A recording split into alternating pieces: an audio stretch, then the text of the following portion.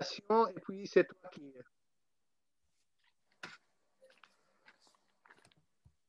Oui. Donc, bonsoir à tout le monde. Voilà notre deuxième leçon et on continue avec cette nouvelle série de leçons là où on commence par une méditation et ensuite un débat sur l'un des livres du notre professeur Jacques Ville. Voilà, avant d'en parler, je lui donne la parole pour nous guider dans une méditation qui sera suivie par un débat. Très bien. Donc, je vous envoie d'abord le programme que vient de faire Geneviève. Donc, programme Zoom est tourné en PDF. Voilà. Donc,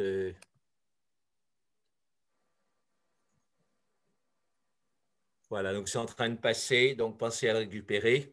Et on va commencer une vingtaine de minutes de méditation guidée. Et puis, donc, sur le sujet d'éléments de psychologie spirituelle. Et donc, on va faire deux méditations principales. L'idée, c'est que les symptômes de psychopathologie sont des essais d'autotraitement. Et donc, le dédoublement schizophrénique, ça peut être un bon élément pour prendre une distance vis-à-vis de ces angoisses et vis-à-vis des constructions du mental.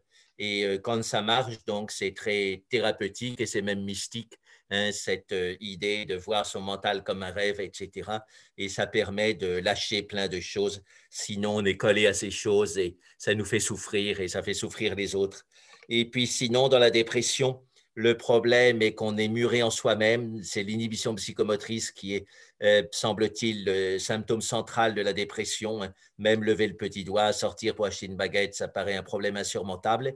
Et donc, il y a des moyens aussi d'aller de l'avant par la méditation et on va les développer aussi en pratique. Voilà, donc le programme est sorti, donc vous faites le cliquer, le décharger en 2 minutes. Voilà, hein, parce qu'il y a peut-être des petites modifications et on annonce donc la participation de Tenzin Palmo à notre Zoom du mercredi 9 juin à 17h30 à la même adresse de salle.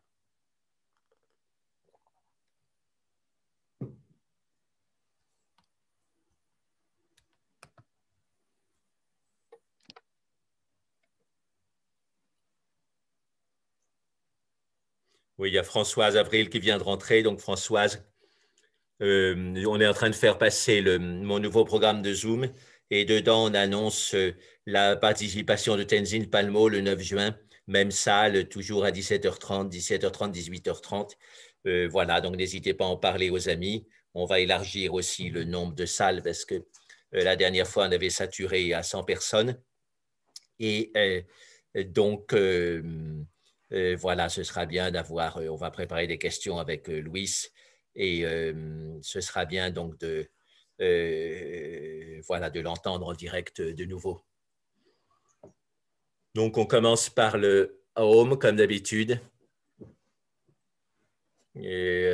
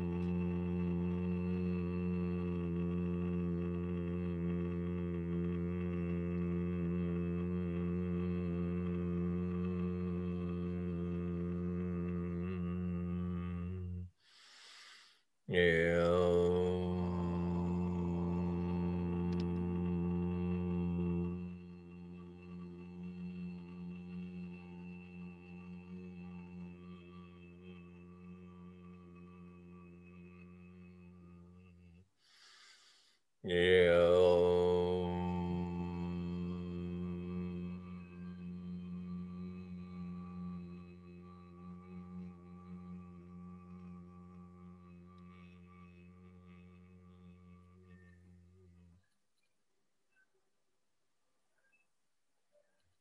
donc, le dédoublement, on en a parlé assez souvent, c'est l'état de témoin dans un hymne au soi qui est très védantique et un hymne aussi au gourou.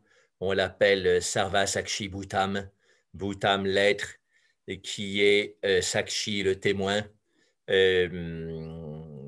de Sarva de tout. Et Sakshi, c'est la racine de Sak qui signifie pouvoir. Donc, quand on est un témoin de son mental, on a le pouvoir de maîtriser de son mental. Si on est emporté par le mental, dans le mental comme un fétu de paille emporté par la rivière, on n'a pas de pouvoir. Mais si on est en dehors, on a le pouvoir de le maîtriser. Et le travail de méditation, de yoga, c'est une maîtrise complète du mental à ce moment-là. On peut rentrer en absorption profonde et c'est à la fois l'état mystique et l'état le plus thérapeutique qui soit.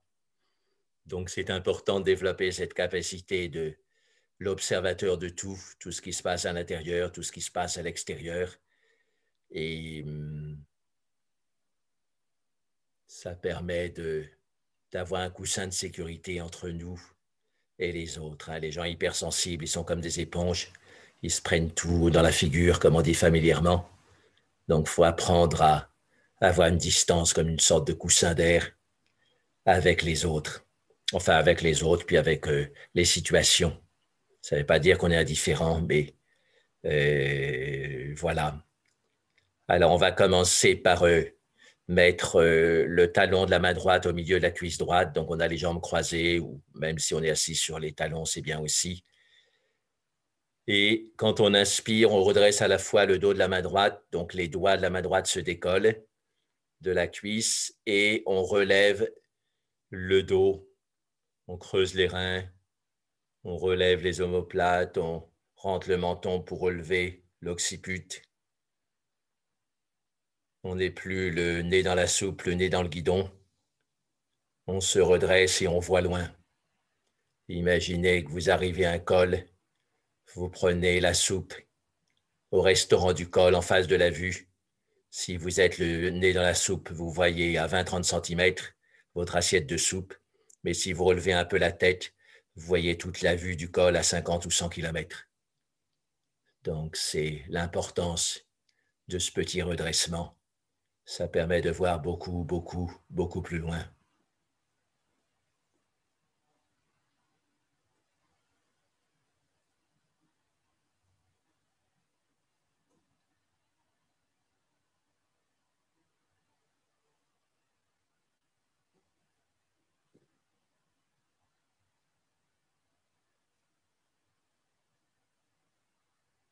Ce qu'on voit dans son mental de base, c'est normal que ce soit pas OK. Hein?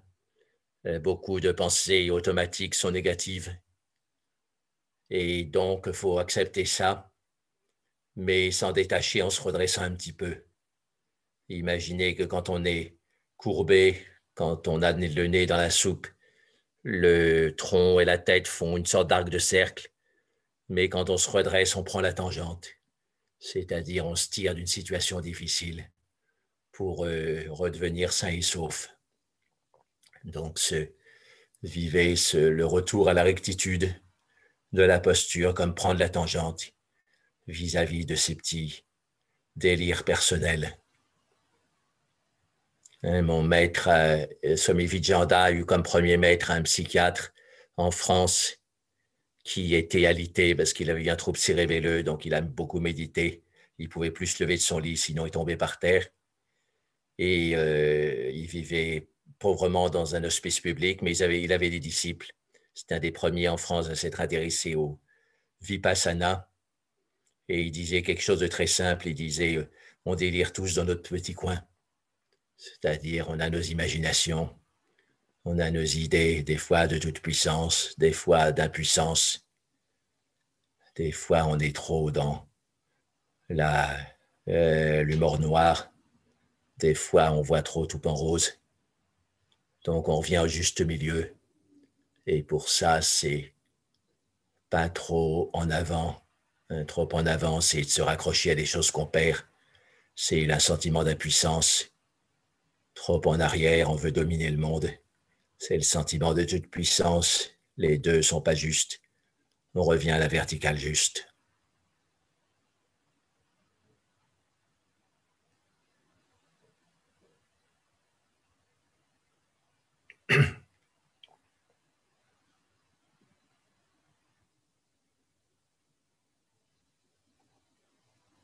On tend à une attitude de verticalité.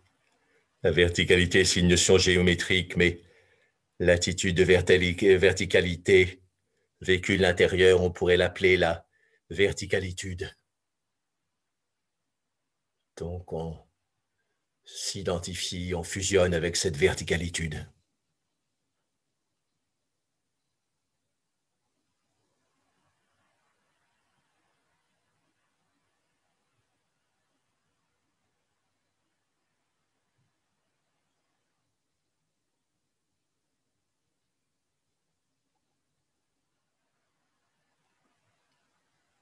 Quand il y a une expansion en hauteur, il y a aussi une expansion en largeur. C'est le propre du corps quand il inspire, il l'augmente en hauteur et en largeur. Et donc, ça fait le symbole aussi de la croix christique. Quand on fait monter l'énergie, elle s'élargit aussi. Et ça fait comme la croix. Ça embrasse tout l'espace. On sent cette verticalitude qui devient vastitude.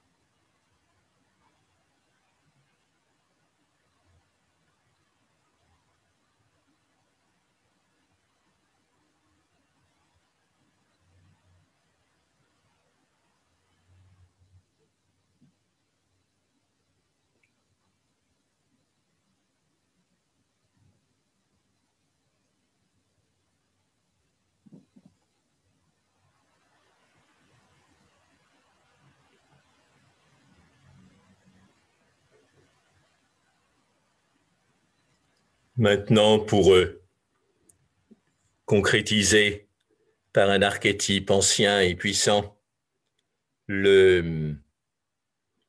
cette idée de dédoublement, d'observation, de dédoublement à la fois thérapeutique et mystique, on va faire les 11 têtes d'Avalokiteshvara Chenrezig, le Bodhisattva de la compassion. Donc, on dédouble sa tête physique sur les côtés, ça fait 3 têtes.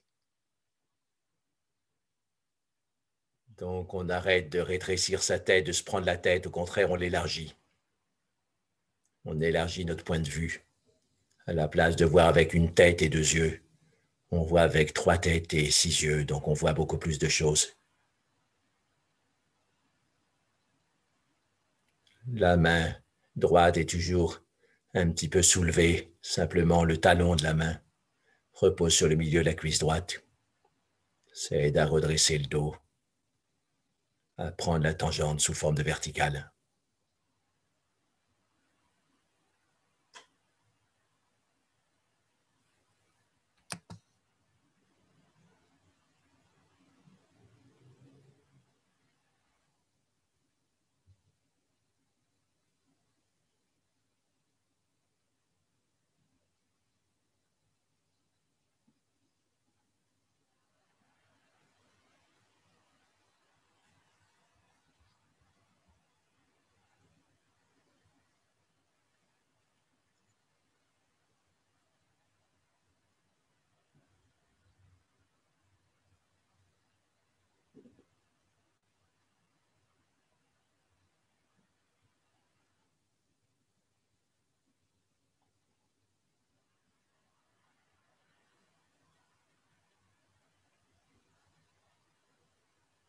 L'observation, c'est renforcer la lumière de l'observateur qui est au-delà du mental, comme le soleil est au-dessus de la ligne d'horizon. Donc, on peut inclure la narine fermée. Quand vous inspirez, vous sentez la narine fermée qui s'ouvre. Et quand vous expirez par le centre du front. C'est un peu comme s'il y avait des gorges au niveau de la narine fermée, sauf que le torrent qui traverse les gorges remonte et il arrive à l'océan de lumière au niveau du front, du centre du front, sur l'expiration. Ouvrir la narine, ça défait l'anxiété, ça défait l'angoisse. Se fondre dans l'océan de lumière, ça donne la stabilité, de la conscience au-delà du mental.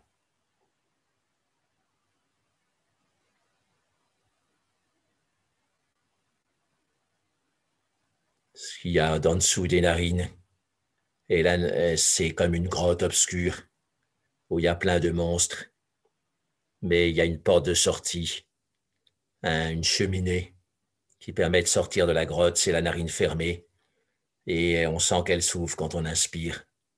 Du point de vue neurosciences, l'inspire est une stimulation sympathique, le sympathique contracte les vaisseaux, et il y a un corps caverneux au fond de la narine qui immédiatement se rétrécit de tous les côtés, et donc comme il est autour du tuyau de la narine, le tuyau de la narine s'élargit. Donc ça donne de la joie, ça donne de la tension. Et sur l'expiration, on se fond dans l'océan de lumière. Et ça donne la stabilité de ce qu'il y a au-delà du mental ordinaire, de la lumière de l'observateur, Sarva Sakshi Bhutam. Bhutam, cet être, et Sakshi qui est le témoin, Sarva de tout.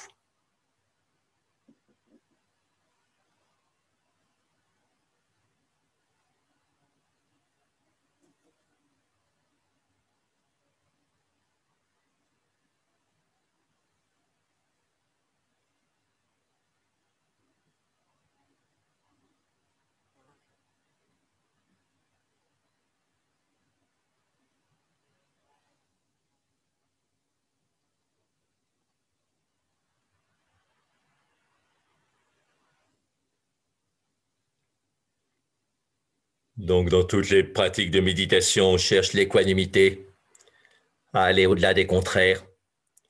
Donc, la narine fermée, c'est l'anxiété. Ça va avec la dépression, le sentiment d'être impuissant. La narine ouverte, c'est la joie, mais ça peut virer à l'exaltation. Donc, trop de sentiments de toute puissance. Et donc, pour trouver le juste milieu, on va se servir des narines comme des rênes du cheval. Et on joue sur les rênes pour qu'il aille bien droit, droit au but. Donc, quand on inspire en dilatant la narine fermée, on dit ni tout impuissant, c'est-à-dire on n'est pas coincé par l'angoisse, on peut ouvrir l'angoisse et aller vers le soleil de la conscience. Et quand on expire, maintenant, on ne va plus vers le centre du front, mais on redescend par la narine ouverte, une forme donc de U inversée. Et en redescendant, on resserre la narine ouverte un petit peu pour que les deux narines deviennent parfaitement symétriques. Et on dit ni tout puissant. Donc inspire ni tout impuissant, expire ni tout puissant.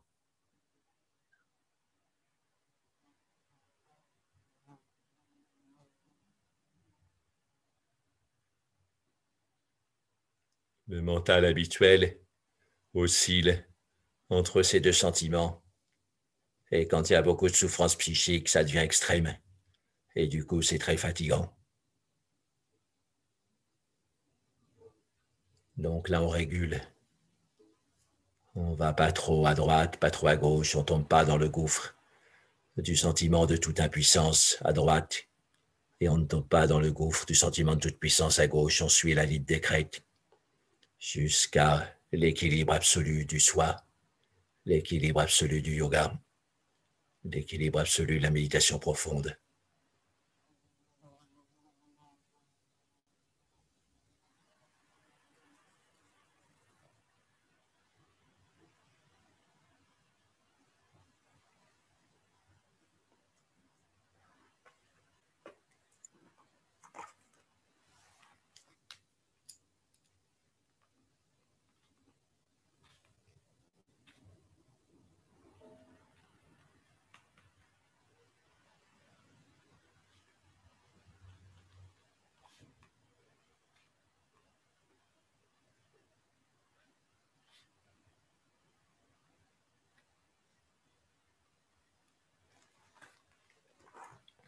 Maintenant, comment sortir de la dépression, du sentiment d'enfermement, d'emmurement soi-même, d'impuissance? Donc, on peut regarder, les mots sanscrits sont assez clairs. La dépression, ça se dit upasadam. Sad, c'est l'être, hein, comme ils sont en français, on trouve la racine st. Et upa, ça veut dire en dessous. C'est-à-dire, on est au 36e dessous, on est déprimé. Donc, on a l'être en dessous. Et par contre, la joie sereine, la sérénité joyeuse, qui est une qualité qui, d'après la Bhagavad Gita, détruit toutes les souffrances, c'est prasadam, c'est-à-dire sad, toujours l'être, et pra, en avant. Donc, pour sortir de la dépression et arriver dans la sérénité joyeuse, c'est juste un angle à 90 degrés à trouver. Hein, quand on est déprimé, on est voûté vers l'avant, on est le nez dans la soupe, dans ses problèmes.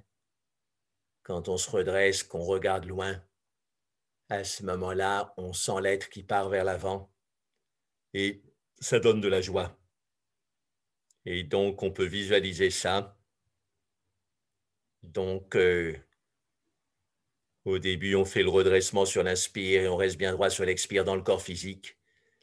Et ensuite, on le fait dans le corps subtil, le corps vécu, 1 ou 2 mètres en avant de soi, vu de dos.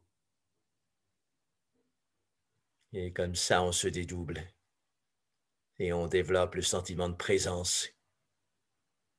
Je suis justement en train de réfléchir là-dessus. Et parce que je prépare un livre sur les étymologies spirituelles. Ens, c'est l'entité. Pré, ça veut dire en avant. Et le S, c'est euphonique. Donc, présence et prasadam, c'est le même mot. Et donc, quand on dit présence, si on revient à la racine commune avec le sanskrit, ça contient la sérénité joyeuse, la joie sereine. Prasadam, ça veut dire aussi cadeau. Donc, être dans la présence, c'est tout cadeau, on pourrait dire.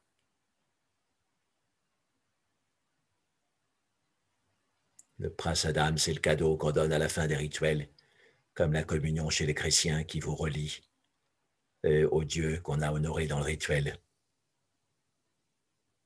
Donc, la présence nous relie à Dieu par définition.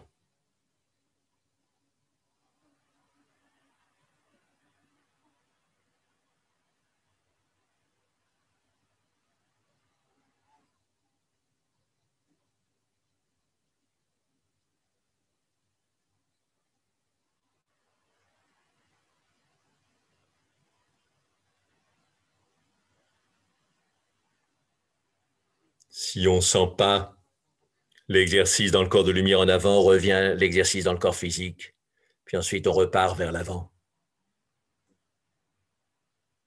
Quand on sort de la déprime, qu'on se reprend, on dit « je vais de l'avant ». Et donc là, c'est ce qu'on fait avec son corps vécu. On envoie son corps vécu 1 ou 2 mètres en avant. Il a la même taille que nous, on le voit de dos. C'est un peu comme un lapin à la course.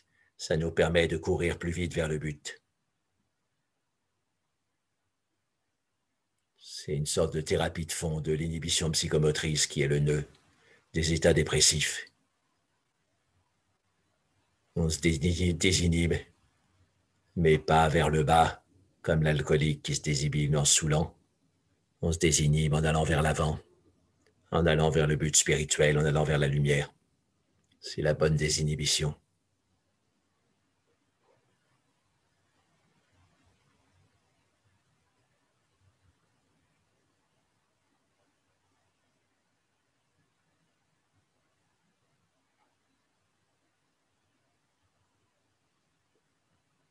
En allemand, présence, ça se dit, c'est très intéressant, ça se dit Gegenwart. Gegen, ça veut dire en face, et Wart, c'est la racine de volere en latin, donc voler, volume, voûte. Et donc, c'est ce qui tourne, ce qui fait des volutes devant nous, le présent. Et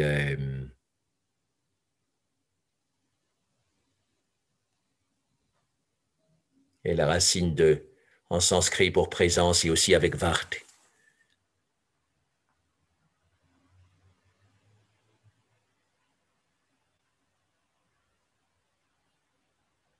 Donc, on sent ce cycle respiratoire qui tourne en face de nous parce que quand c'est en face de nous, ça devient objet d'attention. Ob, devant, j'ai, jeté. Et donc, le présent est, par définition, notre objet d'attention principal. Donc, on travaille sur ce présent en observant le souffle à la fois en soi et devant soi. Et cette expression, observer le souffle à la fois en soi et devant soi, ça vient au début du sutra principal du Bouddha sur la méditation, le Satipatthana Sutra, où il dit sutta en pali. Et donc, il dit le moine observe, s'assoit jambes croisées sous un arbre, dos droit, et il observe le souffle devant soi, enfin en soi et devant soi. Donc, on revient au dédoublement thérapeutique et on revient au corps en avant qui donne la joie, corps vécu en avant qui donne la joie. Donc, on fait la méditation d'observation du souffle habituel, mais dans le corps de lumière, 1 ou 2 mètres en avant. Vijayanda a recommandé ça aussi. C'était une des rares pratiques qui est recommandée, sinon, il nous laissait nous débrouiller ou faire les pratiques dont on avait l'habitude.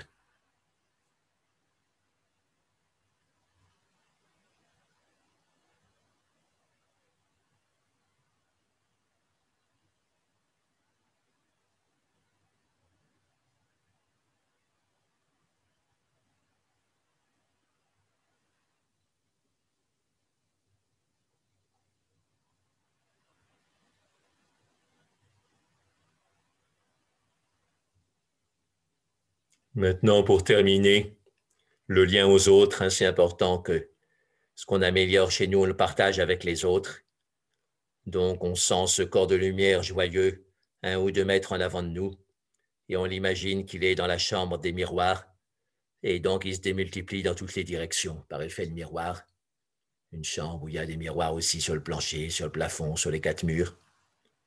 Et ces corps de lumière démultipliés, ça se confond avec tous les êtres qui sont dans la souffrance, et ça leur donne la lumière de la force, la lumière de la joie, etc.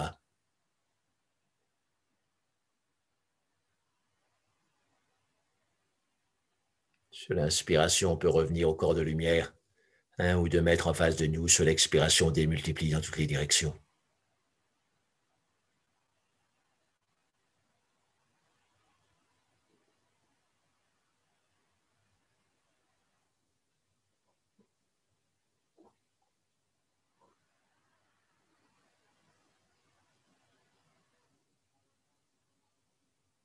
Et on peut orienter nos vœux de bonheur envers les autres en faisant un jeu de mots bien signifiant. Si on prend le sens de présent comme cadeau, on peut dire le meilleur des présents, c'est le présent. Et c'est ce qu'on souhaite à tous de réaliser dans l'expérience méditative. Le meilleur des présents, c'est le présent.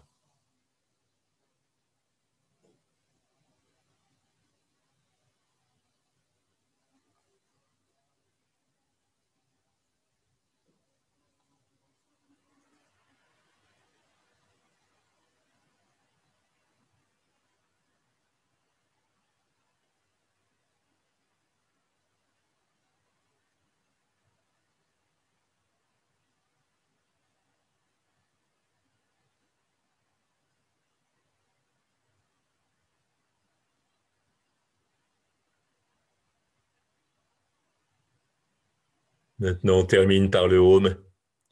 C'est comme si ce Om, par sa vibration, faisait exploser notre corps de lumière de façon positive. Et ça part dans toutes les directions. On projette ces corps de lumière dans le corps des autres. Et ça les aide, ça leur donne de la force, de la joie, de la conscience.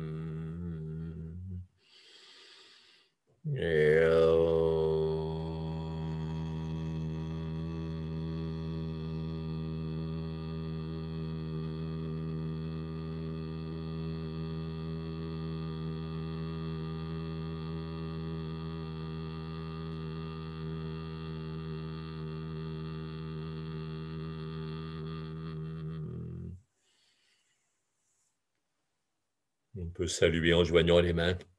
C'est aussi un signe du présent. C'est comme si le passé rencontrait le futur. On sent cette vibration entre les deux mains qui est la vibration du présent.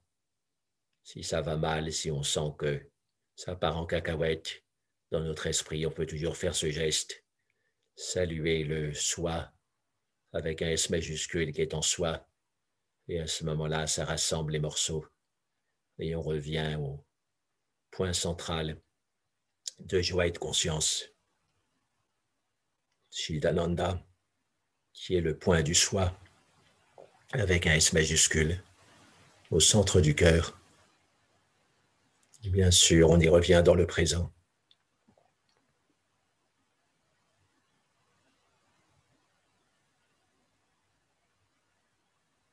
Il n'y a que dans le présent qu'on peut changer soi-même. C'est pour ça que le présent est si important.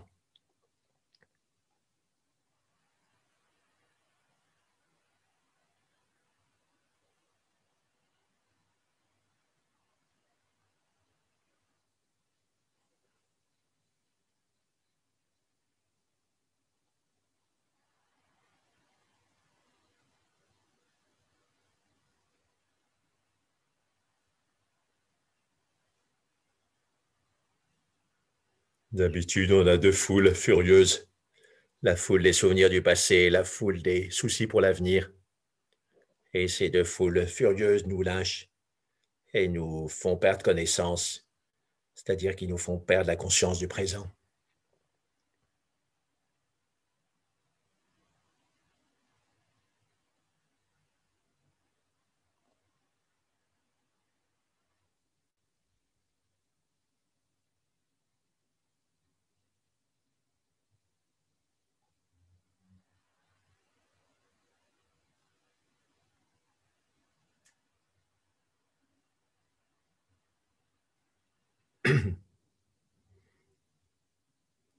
On a eu le témoignage de la petite fille de Gandhi à La Réunion. J'ai pu la traduire, et en parlant de son grand-père qu'elle a connu, il est mort quand elle avait 14 ans. Il disait qu'il était complètement dans le présent. Il était joyeux, il était dans le présent. Il avait eu un passé glorieux, mais il n'en parlait pas. Il était dans le présent.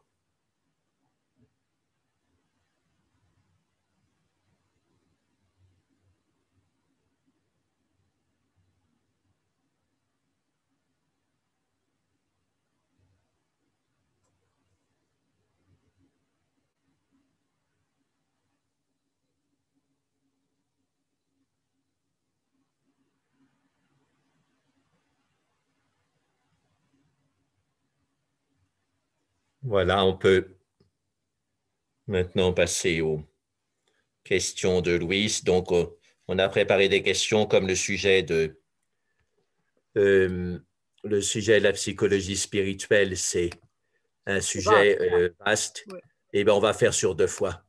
Oui, donc voilà notre sujet de débat aujourd'hui, c'est ce livre, Éléments de psychologie spirituelle, qui a été aussi traduit en anglais et publié en Inde, Indian Wisdom, Christianity and Modern Psychology. Moi-même, j'ai écrit un article sur ce livre dans l'une des magazines les plus diffusés au Liban. C'est cet article sur ce livre qui déjà soulève beaucoup de problématiques et de questions. C'est pour ça qu'il mérite d'être déjà envisagé d'être le sujet de 2 débats, de 2 séances. Comme d'habitude, Jacques, le titre, d'abord. Oui. Éléments de psychologie spirituelle. Psychologie spirituelle, est-ce une discipline en bonne et due forme, comme la psychologie sociale, par exemple, ou la psychologie du travail? Et toi-même, tu ne la définis pas. Dans la page 13, par exemple, tu dis, si l'on souhaite savoir plus précisément, il suffit de lire. Donc, c'est quoi la psychologie spirituelle? C'est une terminologie que toi-même, tu as avancée ou bien c'est déjà… Les termes psychologiques et spirituels, hein, on sait ce que c'est. Ouais. Donc, psychologie spirituelle, c'est la réunion des deux. On pourrait quand même dire que c'est ce qui va au-delà de l'ego. Hein, l'esprit, surtout si on le considère avec un E majuscule, c'est ce qui dépasse l'ego. Et donc, la psychologie habituelle, en général, et maintenant ça change un petit peu, mais en général, est plus préoccupée par l'ego. Et la psychologie spirituelle s'appuie sur l'au-delà de l'ego. Tu dois t'approcher un petit peu, s'il te plaît, parce qu'on ne voit pas tout. Ouais. D'accord. Mais une autre question qui porte toujours sur… tu n'as pas répondu sur ma question. La psychologie spirituelle, c'est un terme que toi-même tu utilises ou c'est connu, c'est déjà utilisé par d'autres auteurs et d'autres chercheurs? Ben, il y a beaucoup de psychologues qui parlent de spiritualité, qui cherchent à orienter leur psychologie vers la spiritualité. Donc, voilà, hein, on peut dire que c'est une notion qui est diffuse chez beaucoup d'auteurs. Et si c'est une discipline, donc là, une autre question. Pourquoi se contenter d'exposer uniquement quelques éléments de psychologie spirituelle et non pas l'ensemble de ces principes de base? Ben, parce que c'était mon second livre et je ne voulais pas trop brusquer le public et donc je leur donne des éléments de réflexion. Voilà, hein, je ne cherche pas à faire un traité complet parce que la psychologie spirituelle, ça englobe toutes les questions finalement d'évolution spirituelle et donc il faudrait parler de ce que disent les traditions, etc. autour de ça, donc ce serait énorme. Donc je donne des éléments pour Est-ce qu'il y réfléchir. a d'autres auteurs qui ont fait des traités complets sur la spiritualité, sur la psychologie spirituelle? Ben, il y a le mot psychologie transpersonnelle, donc qui est très proche. Oui, on va en Donc, parler, ça. ils ont cherché ça à développer comme un mouvement. Moi-même, donc, je suis dans un des mouvements de psychologie spirituelle, de psychologie transpersonnelle depuis 30 ans. Ils m'ont mis vice-président, voilà, de ce mouvement. Mais il y en a d'autres. Il y a Ken Wilber qui a beaucoup écrit sur le dépassement de la psychologie habituelle en lien avec la spiritualité. Voilà, et au fait, il y a aussi donc Carl Rogers, qui était fils de pasteur et qui a fait la thérapie centrée sur la personne. C'est un autre mot pour parler de psychologie spirituelle. Il incluait les valeurs du christianisme dans l'écoute de la personne et ça a eu beaucoup de succès. Jacques, Voilà, une donc il y a des noms remarque technique. différents. Approche-toi ou bien parce que tu te baisses, on ne voit plus ton visage. D'accord. Ouais, comme ça, c'est bien. Ou bien Oui, oui. approche l'écran un peu plus et comme ça, D'accord. même si tu bouges, on garde toujours ton visage. Ben, D'accord. justement, tu parles à la page 11, Jacques, de la psychologie transpersonnelle et spécialement de Stanislav Grof. Oui. Quelle différence entre sa psychologie à lui et ce que toi tu exposes dans ce livre? Ben, Stanislas Grof, donc, il a une œuvre assez riche et il y a encore des livres qui ont Et été c'est traduits quoi en comme français récemment. nationalité, lui? que je n'ai pas eu le temps de lire, C'est un mais il a anglais? beaucoup travaillé sur les matrices, c'est-à-dire la naissance. Et pour lui, il y a des stades dans la naissance dont on peut se souvenir dans des états de conscience modifiés, en particulier par l'hyperventilation. Et si on revit ces stades, on se libère de souffrances profondes. Par exemple, il fait relier l'angoisse de l'être humain à l'angoisse du passage dans le canal pelvien quand il y a une poussée énorme sur l'enfant et l'enfant, évidemment, il ne peut pas comprendre ce qui se passe, donc il croit qu'il va être écrasé. Et donc, d'après lui, c'est une source d'angoisse profonde qui reste au fond de nous. Et si on travaille dessus directement, en particulier avec les états de conscience modifiés de l'hyperventilation, à ce moment-là, on peut se libérer de ces angoisses de base. Et qu'est-ce qu'il utilise? Des méditations ou bien des Ben, techniques? il utilise beaucoup la respiration dite holotropique, c'est au fait une hyperventilation. Voilà, mais alors après, il a dû développer aussi des méditations. Je ne connais pas tous les détails, mais bon, c'est un auteur de référence là-dessus.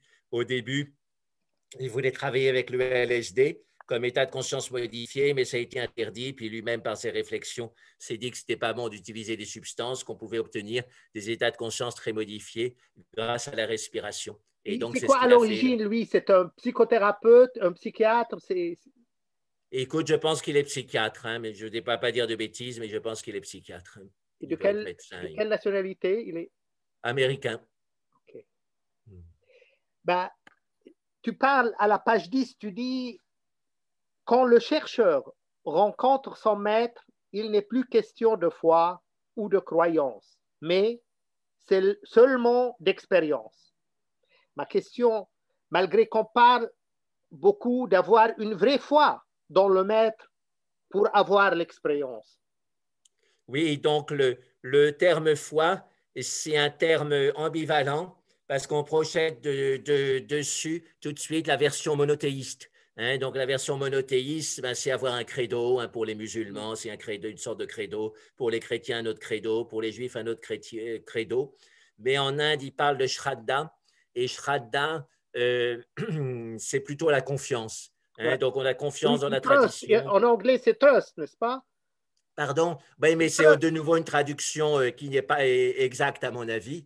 Hein. On pourrait traduire ça par trust. Hein. Ouais. Voilà, donc cette confiance que les enseignements traditionnels mènent quelque part et confiance que l'enseignant spirituel est honnête, qu'il parle vraiment d'expérience. Bon, ce n'est pas le cas pour tous, mais un véritable enseignant spirituel, bien sûr, il est honnête et il parle directement de son expérience. Et c'est cette confiance qui nous permet de progresser. Et ce n'est pas signer une liste d'articles de foi. Est-ce qu'il y a 5 paradis, 3 ou 4?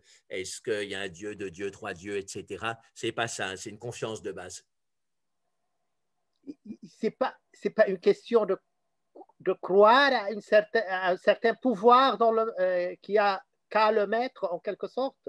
Et si on Ben, prend c'est le cas de l'expérimenter, Mahatma justement, une Damayi, vraie relation au maître. C'est plus de la foi, c'est de l'expérience qu'il est en face de nous. On sait ce qu'on sent avec lui.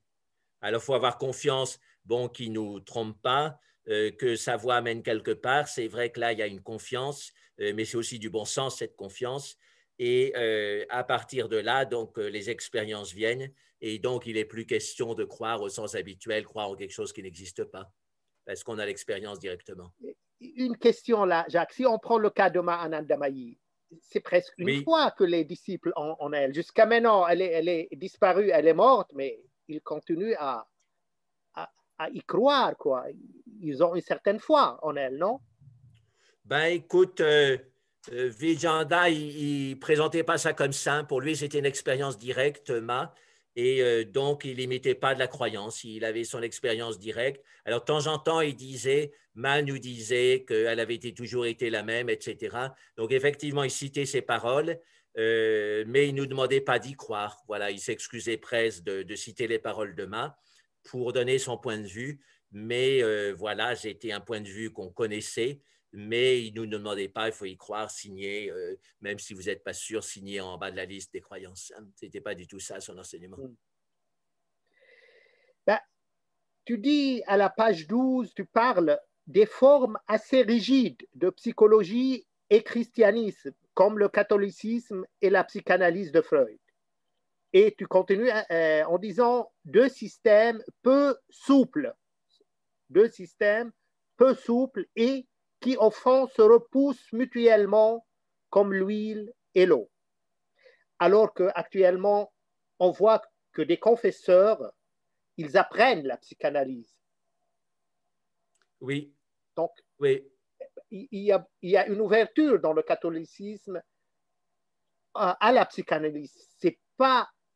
Ce n'est plus, au moins, deux systèmes assez clos et séparés. Oui, oui, oui. Donc, il y a certaines ouvertures, c'est un peu des tractations, mais la base reste quand même assez rigide. Et c'est pour ça, par exemple, que ni le christianisme, ni la psychanalyse ne se sont ouvertes, j'allais dire, de façon profonde à la méditation classique orientale. Hein, bon, il y a quelques exceptions, mais dans l'ensemble, ça leur fait plutôt peur. Ils ont tendance à rejeter, Et voilà, parce la qu'ils se sentent psychanalyse menacés dans même, leur elle a pouvoir. tendance à rejeter.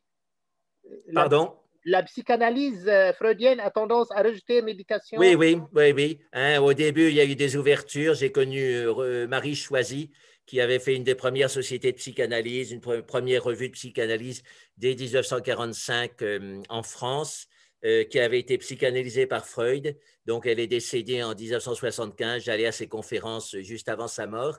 Donc, elle avait une ouverture. Son dernier livre, d'ailleurs, c'était sur le Dalai Lama, mais elle n'a pas été suivie. La psychanalyse s'est beaucoup refermée sur elle-même. Et alors, il y a eu quelques livres. Oui, il y a le livre de Suzuki et Hubert Benoît, Zen et psychanalyse. Voilà, il y a des auteurs américains qui ont écrit sur bouddhisme et psychanalyse. Voilà, entre christianisme et psychanalyse, il y a eu quelques auteurs aussi, mais finalement assez peu. Par contre, avec les psychologies comportementales et cognitives, là, il y a eu des liens beaucoup plus profonds et directs avec la méditation. Hein, et eux, ils ne se On prend cachent le pas cas que… du catholicisme, Jacques. Tu prends les Oui, Chartreux, par exemple, ou même les carméliens avec les méditations de Sainte Thérèse d'Avila. Ben, il y a quand même un pont entre méditation et catholicisme chez eux. alors il y a Swami Siddheshwarananda, qui était le directeur de la mission Ramakrishna de Gretz ou du centre Ramakrishna de Gretz. Lui a fait un livre sur Saint Jean de la Croix et le yoga. Voilà. Hein, mais je ne connais pas de carmélite qui ait fait l'inverse, c'est-à-dire en partant de l'expérience carmélite qui écrit sur le Dans yoga. les Chartreux, c'est-à-dire leur manière, leur prière même, c'est des espèces de méditation en quelque sorte. Ben, bien sûr, hein, les Chartreux, ils font beaucoup de méditation euh, et ils ont quelque chose qui fait très yogique ou bouddhiste. Ils conseillent aux novices, que j'ai connu quelqu'un qui avait été novice à la Grande Chartreuse au-dessus de Grenoble. Et donc, lui, il avait reçu comme conseil de son maître des novices de regarder l'espace entre les pensées. Ouais. Et Excuse-moi, ça, c'est Jacques. typiquement du Excuse- yoga et du Non, non, bouddhisme. les questions, c'est après, s'il vous plaît. Non, non, non, il y a quelqu'un qui n'arrive pas à entrer. Cathy Maljournal qui demande d'entrer dans la conférence. Elle est Ah, dans d'accord, oui, la salle c'est ça. d'attente. Bon, on l'admet. Excusez-moi, Ouais, excusez-moi. voilà. Ouais, oui.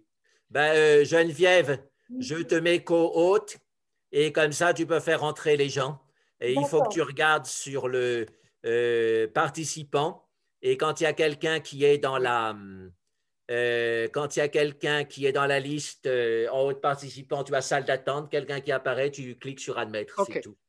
OK. Voilà. Hein. Excusez-moi, Donc, c'est excusez-moi. la liste des participants. Il faut que tu Je écrives, reviens à tu la cliques sur question. participants, la liste apparaît. Et en haut, dès qu'il y a quelqu'un qui entre dans la salle d'attente, il y a marqué admettre, tu cliques sur admettre, c'est tout. Je reviens sur la question d'origine, au moins du point de vue catholicisme. Même moi, au Liban, là, je vois que beaucoup de confesseurs, ils apprennent un petit peu la psychanalyse et ils les utilisent. Donc, c'est pas assez rigide et, comme tu le dis, c'est pas assez, disons, fermé. Ben, si tu veux, moi je connais le milieu psychanalytique. Il y en a quelques-uns qui s'intéressent au christianisme et la plupart sont très rejetants, la plupart. Hein. Voilà, pareil pour la psychiatrie. Hein, voilà, mais on trouve, il y a des exceptions qui confirment la règle, je dirais. Et Jacques, ce livre, c'est le deuxième, mais le dernier de tes livres traduits en Inde. Ce projet, comment il a débuté et pourquoi il s'est arrêté au deuxième livre? Oui, ben, c'est vrai que je n'ai pas fait beaucoup d'efforts pour les traductions en anglais. Et puis depuis, il y a l'Internet qui est venu. Et donc, j'ai mis des articles en anglais, des textes directement sur Internet parce que cet éditeur en Inde, moi, c'est un petit éditeur, il fait les livres en 300 exemplaires. Ce n'est pas une bonne diffusion. Donc, je préfère mettre directement sur l'Internet. Et les auteurs, les éditeurs anglais, un peu comme les éditeurs français, à moins d'être très connus, ils n'aiment pas faire les traductions parce qu'il faut payer l'éditeur français, il faut payer l'auteur français, il faut payer le traducteur. Donc, ça leur revient très cher. Donc, ils préfèrent des textes originaux en anglais. Donc, ce n'est pas si facile d'être traduit en anglais. Tu es arrêté, c'est-à-dire de la traduction de livres. Ces deux livres ont été subventionnés pour la traduction? Oui, oui, oui. C'est qui les a? L'ambassade de France en Inde. Ah, OK. Oui. Et ben, là, à la page 12, tu parles des oppositions stériles et paralysantes qui divisent l'esprit des Occidentaux en deux parties opposées. L'esprit psychologique, d'une part, et l'esprit religieux, de l'autre part. C'est tellement contradictoire et opposé, ces deux esprits, on ne peut pas les concilier en quelque sorte, au moins chez les Occidentaux. Ben, si tu veux, c'est clair que la psychanalyse voulait une autre voie que la voie religieuse, tu vois. Et donc, ce qu'on peut leur reprocher, c'est d'avoir… Là, spécialement là, la psychanalyse. Freud, il a fini par étudier Moïse, le monothéisme, Totem et Tabou. Donc, vers la fin de ses œuvres, comme s'il a penché vers le religieux, le phénomène religieux. Il l'a étudié, mais de façon réductrice et psychanalytique. Hein, l'avenir d'une illusion, c'est son titre principal sur la religion, c'est l'avenir d'une illusion. Tu vois, donc c'était très réducteur dès le début. Hein, et donc, il voulait échapper à la mainmise du monothéisme sur le psychisme ou de la religion sur le psychisme pour faire quelque chose d'indépendant. Mais évidemment, il a créé un autre mouvement sectaire, c'est ça le problème. Mais donc, pour toi, le religieux et le psychologique, c'est deux compartiments opposés et complètement séparés. Il n'y a pas… Si on réduit le psychologique à la psychanalyse, comme ça a été beaucoup fait au XXe siècle, c'est vrai que c'était très séparé. Alors après, maintenant, il y a beaucoup de formes de psychologie. Les grandes religions aussi ont perdu leur pouvoir sur les esprits en bonne partie. Enfin, ça dépend des régions du monde.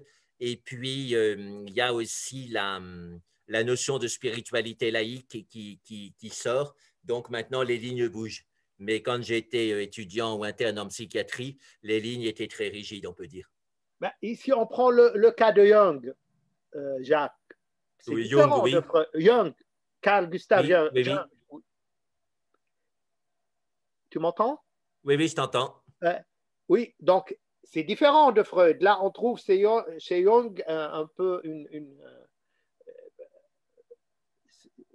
je ne dis pas mélange, mais il y a la dimension religieuse et spirituelle, surtout avec toutes ces études qui ont été faites sur Jung et Aurobindo. Oui, j'ai lu là-dessus. Et effectivement, non, Jung ne se cachait pas qu'il voulait relier psychanalyse et religion. Et il a travaillé là-dessus toute sa vie. Son père était pasteur et pour lui, voilà, il y avait une valeur psychologique dans la religion. Ce n'était pas qu'une illusion, comme disait Freud. Et donc, c'est sans doute aussi à cause de ça qu'il s'est séparé de Freud, parce qu'il voulait continuer son travail sur psychologie et religion. Bah, tu dis toujours dans ton livre, à la page 13, je souhaite éviter d'enfermer la psychologie spirituelle dans un système. Tu continues, en effet, j'estime que cette psychologie ne pourrait pas sérieusement prétendre nous aider à nous dépasser si elle n'était pas capable de se dépasser elle aussi. Là, ce que je te dis, comment cette psychologie spirituelle peut-elle se dépasser tout en gardant ses principes de base? Oui, donc c'est dépasser l'ego, dépasser les concepts pour aller vers le grand silence de ce qu'il y a au-delà de l'ego. Ramana Maharshi, il avait une comparaison très simple, hein. Il disait le soi est comme un grand hall et les concepts donc de psychologie qu'on met pour expliquer le fonctionnement de ce soi, c'est comme des paravents qu'on déplace dans un endroit ou un autre du hall et ça ne change pas l'espace du hall. Donc voilà, on pourra mouliner d'autres théories psychologiques, ce n'est pas un problème. On peut en faire autant qu'on veut, mais l'espace du soi, lui, reste le même. C'est simplement on déplace le paravent ou des paravents au milieu de l'espace, c'est-à-dire il y en a qui disent ça, c'est le non mental, c'est le mental, c'est l'ego, c'est l'inconscient, etc. Chacun déplace son petit paravent, mais ça ne change pas l'espace du soi, c'est la vision de Ramana Maharshi. Et cette psychologie spirituelle, Jacques, qu'est-ce qu'elle utilise de la psychologie comme élément ou bien les outils psychologiques? C'est-à-dire, est-ce que c'est la psychanalyse? Est-ce que c'est quoi comme... Donc, il y a la psychologie spirituelle hein, ou qui est proche de la psychologie transpersonnelle, ça fait attention à la dimension de l'au-delà de l'ego et après, ça cherche à justement faire des rapprochements et voir ce qu'il y a de commun entre les traditions et la psychologie moderne. Donc maintenant, la psychologie moderne est beaucoup plus vaste que la psychanalyse et faire des rapprochements. Hein, par exemple, on peut faire beaucoup de rapprochements entre l'EMDR, le mouvement latéral des yeux pour défaire le stress et les traumas, et puis la méditation sur le vide dans le bouddhisme. Mais le rapprochement au départ n'est pas évident, mais quand on pratique, on s'aperçoit que balayer les yeux latéralement donne l'impression de tomber dans le vide. Et donc, il y a quelqu'un comme Cyril Tarquinio en France qui développe beaucoup les indications de l'EMDR. Il utilise ça pour pratiquement tous les troubles psychiques et il a des bons résultats parce que ça donne une relaxation très profonde qui est difficile à obtenir par d'autres méthodes de relaxation et ça permet donc vraiment de dénouer plein de nœuds. Et donc, quand on fait le lien avec la méditation sur le vide du bouddhisme Mahayana, là, on s'aperçoit, on comprend mieux pourquoi le bouddhisme Mahayana insistant sur cette méditation sur le vide, parce que ça permet de lâcher des tensions profondes, la tension la plus profonde étant celle de l'ego. Depuis que tu as écrit ce livre, ça fait maintenant une trentaine d'années, la Oui. psychologie spirituelle a-t-elle évolué? Elle est de plus en plus utilisée, diffusée au niveau psychologique chez les psychologues. Est-ce qu'elle est reconnue maintenant en tant que... oui, alors donc c'est un mouvement général et donc la notion de non-ego qui faisait bloquer complètement les psychologues il y a 30 ou 40 ans, disant si on n'a pas d'ego, on est schizophrène, etc. Maintenant, c'est beaucoup plus accepté parce que les gens, même s'ils ne connaissent pas bien le bouddhiste, ont entendu parler du bouddhisme, ils savent que le Bouddha insistait sur le non-ego. Donc, ce sont des notions qui font moins peur. Hein. Donc, il y a le dialogue entre psychologues et bouddhistes qui est important. Il y a des livres de psychologie qui se présentent comme laïques, mais qui reprennent des méditations bouddhistes. Et Tenzin Palmo en parlait. Et elle n'était pas contre. Elle disait, voilà, l'important, c'est que les connaissances soient appliquées et aident les gens. Ce n'est pas l'étiquette bouddhiste, pas bouddhiste, ou laïque, pas laïque. Hein, l'important, c'est d'aider les gens. Et du coup, c'est de cette manière, donc d'une façon diffuse et avec différentes étiquettes, que la psychologie spirituelle se répand. Alors, on peut avoir deux points de vue, hein, l'aspect pessimiste où on voit le verre à moitié vide, c'est-à-dire se dire c'est une décadence de la haute psychologie spirituelle qui ne parle que de l'absolu, au-delà de l'ego, etc. Et puis l'aspect positif qui voit le verre à moitié plein, c'est de dire cette popularisation des notions de psychologie spirituelle au niveau de la psychologie de tous les jours, c'est une manière d'intéresser les gens, ça fait une porte d'entrée dans la psychologie spirituelle. Pareil pour le yoga, hein, c'est vrai qu'il y a beaucoup de formes de yoga qui sont du yoga gymnastique, mais les gens ne sont pas idiots. Quand ils ont expérimenté le yoga gymnastique, ils comprennent que ça va plus loin, que ça va vers le psychisme. Ils savent qu'en Inde, il y a un yoga qui est très méditatif et ils peuvent progresser dans ce sens-là. Donc, ce n'est pas quelque chose de perdu, mais c'est vrai que si les professeurs de yoga ou les psychologues peuvent dire dès le début qu'il y a une dimension spirituelle à leur travail, ça fera gagner du temps aux gens. Et je continue à te citer, tu dis à la page 14, l'aspiration spirituelle est quelque chose de fragile au début. Elle est une petite flamme qui est facilement éteinte, en particulier par un thérapeute qui n'y connaît pas grand-chose. Et tu continues, le thérapeute aura toutes les chances d'être vécu par le patient comme un gourou. Donc, voilà ce thérapeute en quelque sorte ignorant en matière de spiritualité. Oui. Et là, encore, on revient au problème qu'on a autrefois abordé, maître et thérapeute, cette confusion entre les deux. Donc, tu y reviens. Jusqu'à quel point un psychologue, un psychothérapeute se trouve en quelque sorte enclin à exercer en tant que maître? Oui, donc il y a plusieurs niveaux. Déjà, le problème est ancien, hein, des gens qui dirigent les autres en n'étant pas si compétents. Saint Jean de la Croix en parlait, mettait beaucoup en garde contre les directeurs de conscience, les confesseurs qui n'étaient pas compétents. Hein, il a des mots très forts pour dénoncer ça. Swami Vijanda le disait aussi. Il avait un certain sens de l'humour. Il disait « Mieux vaut un bon livre qu'un mauvais gourou ». Voilà, hein, parce que si le gourou, le confesseur n'est pas compétent, il vous donne des tas de peurs inutiles à la place, au contraire, de vous encourager comme un bon parent à vous lancer librement dans cette aventure. Et donc, c'est important de savoir ça. Voilà, alors, il y a une manière de collaboration qui est le plus intelligent. Par exemple, il y a le cas des gens qui ont des problèmes psychiques lors de méditation intense. Et donc, à la place de se débarrasser de ces personnes chez le psychologue, il peut y avoir une collaboration très intéressante entre le psychologue et l'enseignant de la retraite intense en disant, l'enseignant, il a son explication, il dit, c'est parce qu'il n'a pas compris ça dans l'enseignement, etc. C'est pour ça qu'il est devenu un peu psy. Et le psychologue aura son explication. Si les deux peuvent dialoguer, ce sera pour le bien du patient. Et il se sentira soutenu des deux côtés. Mais s'ils se lancent des anathèmes les uns aux autres, le patient, ça ira mal pour lui parce que voilà, il sera pris entre deux feux. C'est-à-dire, il doit impérativement, en quelque sorte, un bon thérapeute se transformer en un gourou, en un maître spirituel? Non, au contraire, il faut faire la différence.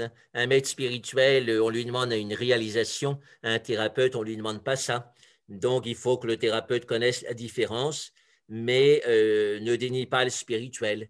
Hein. Donc, il peut recommander à son patient d'avoir un lien aussi avec un maître spirituel. Ça peut être une bonne recommandation, ou au moins être ouvert à la dimension spirituelle et ne pas la démolir. Hein, voilà. J'ai vu trop de psychothérapeutes qui n'avaient jamais fait de méditation du tout. Et quand on leur parlait de méditation, tout de suite, ils disaient c'est du délire. Et donc, on voit derrière la question du marché. Hein, voilà, ils protègent leur marché, ils veulent garder les clients et ils critiquent tout ce qui n'est pas leur groupe de psychothérapeutes. Même entre psychothérapeutes, ils sont comme ça, et encore plus avec la dimension spirituelle qui est un peu loin de leurs écoles psychothérapiques et qui donc les choque. Mais bon, ça peut varier. Hein, par exemple, j'ai rencontré le chef du pôle sud de toute la psychiatrie à l'île de la Réunion, donc il a pas mal d'internes qui travaillent avec lui, et il m'a dit, j'ai toute une série d'internes qui font 6 mois en Asie pour faire la méditation et 6 mois internes à la Réunion pour gagner leur vie et financer leurs 6 mois en Inde. Donc ça, c'est pas un interne, c'est plusieurs, et donc c'est tout nouveau, et c'est un peu ce que j'ai fait moi, sauf qu'à partir d'un certain moment, je suis resté en Inde. Et donc, ça, je trouve que c'est bien parce que c'est bien d'avoir des psychiatres qui ont une expérience un peu profonde de méditation, pas simplement 1 heure ou un week-end. Hein. Mais bon, je connais un professeur de psychiatrie, il a fait 4 jours de méditation et il était très enthousiaste et il m'a dit, ça m'a changé la vie. Voilà, il n'était peut-être pas encore professeur de psychiatrie quand il a fait ces 4 jours, mais bon, même des expériences courtes, si elles sont très bonnes, peuvent changer l'orientation d'un psychiatre. Donc, c'est intéressant aussi. Et au Maharashtra, à Pune, parmi les étudiants en psychiatrie, c'était la coutume, on ne leur avait pas imposé du tout, mais c'était la coutume d'aller faire 10 jours de Vipassana à Igatpuri, qui est aussi au Maharashtra, avec Goenka. Donc, j'ai rencontré un jeune psychiatre, il m'a dit pratiquement tous on le faisait. Hein, comme expérience en tant que psychiatre indien, expérimenter le vipassana intensif. Ils étaient tous passés par là. Certains décidaient de continuer. Je crois que même certains décidaient de devenir moniteurs de vipassana plutôt que psychiatre.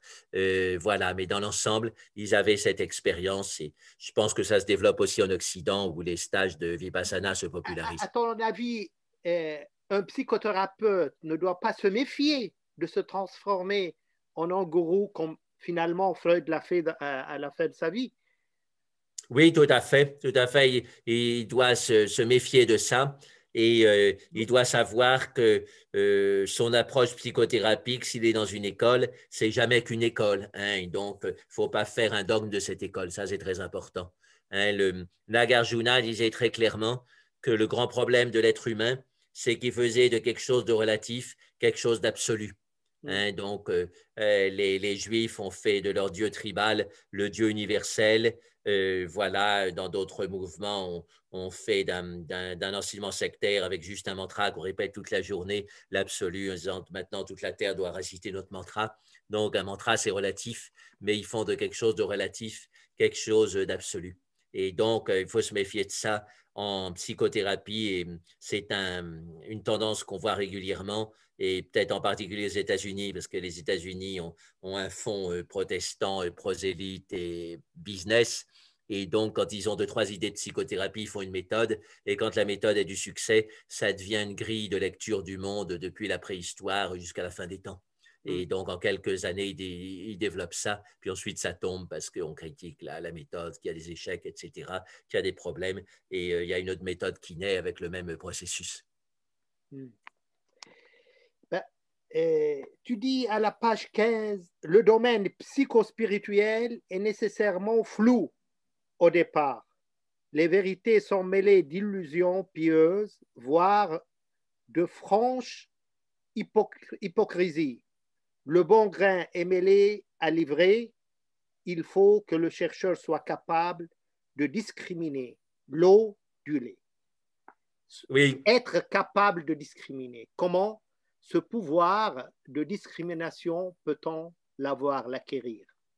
Oui, alors une méthode simple, mais qui demande quand même beaucoup de travail, c'est de lire des biographies de grands maîtres spirituels reconnus dans leur tradition, quelle qu'elle soit. Et à ce moment-là, on se fait une sorte pour donner une image amusante, portrait robot du maître spirituel, c'est-à-dire on voit la silhouette qu'a un maître spirituel et on sent quand il y a des gens qui donnent des enseignements, s'ils correspondent ou pas. Hein, donc, il faut développer une culture autour de ça. Hein, et le problème, c'est l'ignorance. Hein. Quand on ignore ces choses-là, eh ben, on se fait vite avoir ce qu'on appelle le retour du refoulé en psychologie. Hein. Il y a des choses qui peuvent être bonnes, la sexualité peut être bonne, mais si elle est refoulée, qu'on ne veut pas en entendre parler, puis que tout d'un coup elle ressort de façon sauvage, ça fait des désastres parce qu'on ne connaît pas. Et donc, pour la vie spirituelle, c'est pareil. Notre société matérialiste, elle a tendance à refouler le spirituel et du coup, ce n'est pas naturel. Et chez les gens, donc tout d'un coup, ils ont besoin de spirituel, par exemple quand ils ont un deuil ou une déception amoureuse, etc. Et du coup, ils se jettent sur la première chose qu'ils voient. Et s'ils ne connaissent pas, ça a toutes les chances d'être d'une qualité très moyenne ou voire d'être franchement de qualité mauvaise. Hein, donc, il faut se méfier de ce retour du refoulé spirituel. Et la meilleure manière de faire, ce n'est pas de dénier le spirituel comme le fait une société matérialiste et laïque à outrance, mais c'est au contraire de l'enseigner, que les gens aient les points de repère de base et qu'ils puissent, quand ils s'intéressent vraiment, aller dans une bonne voie. Et c'est l'intérêt aussi d'un maître spirituel. Il nous oriente vers ce qui mène vers la libération, alors qu'il y a plein de connaissances psychologiques qui ne servent pas à la libération, qui, quelque part, font perdre du temps sur ce chemin, même s'ils sont intéressantes pour la recherche ou pour écrire des livres, mais qui ne sont pas intéressantes sur le chemin de la libération. Et tu le prends Bouddha. La spiritualité comme critère. Donc, un maître spirituel doit impérativement être chaste, être...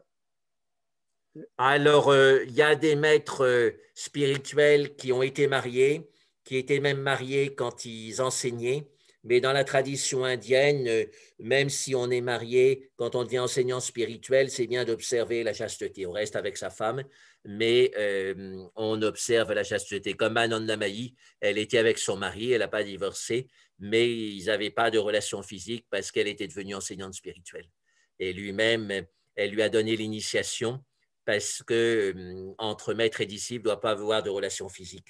Et donc, le fait Cette qu'elle lui relation, donne c'est-à-dire, l'initiation elle bloque, officielle, elle empêche cette relation physique d'être. Qu'est-ce qu'elle fait? Pourquoi elle empêche un maître d'être un maître? ben, parce que quand on est dans la relation physique, on a tendance à manipuler l'autre. Et donc, si l'autre est le disciple, les choses se chevauchent de trop. Hein? Donc, si si un des deux membres du couple devient maître et l'autre disciple, à ce moment-là, il laisse tomber la relation physique et les choses sont beaucoup plus claires et ils sont directement au niveau spirituel au-delà de l'ego. Donc, je ne parle pas d'une relation entre maître et disciple sexuel, mais pourquoi, s'il est marié ou s'il a une relation sexuelle avec une compagne, pourquoi ça l'empêche d'être un maître et un bon maître? Oui, ben c'est la question de niveau vibratoire. Hein, le côté physique ramène au physique et là, on doit aller vers l'esprit.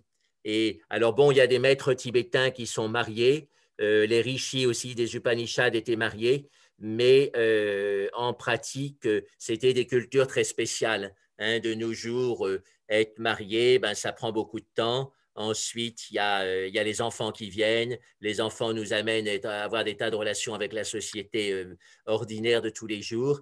Et bon, si on veut vraiment aller à fond dans la pratique spirituelle, ça disperse l'énergie. Bon, après, c'est une question de vocation et chacun doit sentir ce qu'il veut vivre et où est-ce qu'il en est. Et donc, il ne s'agit pas de forcer non plus.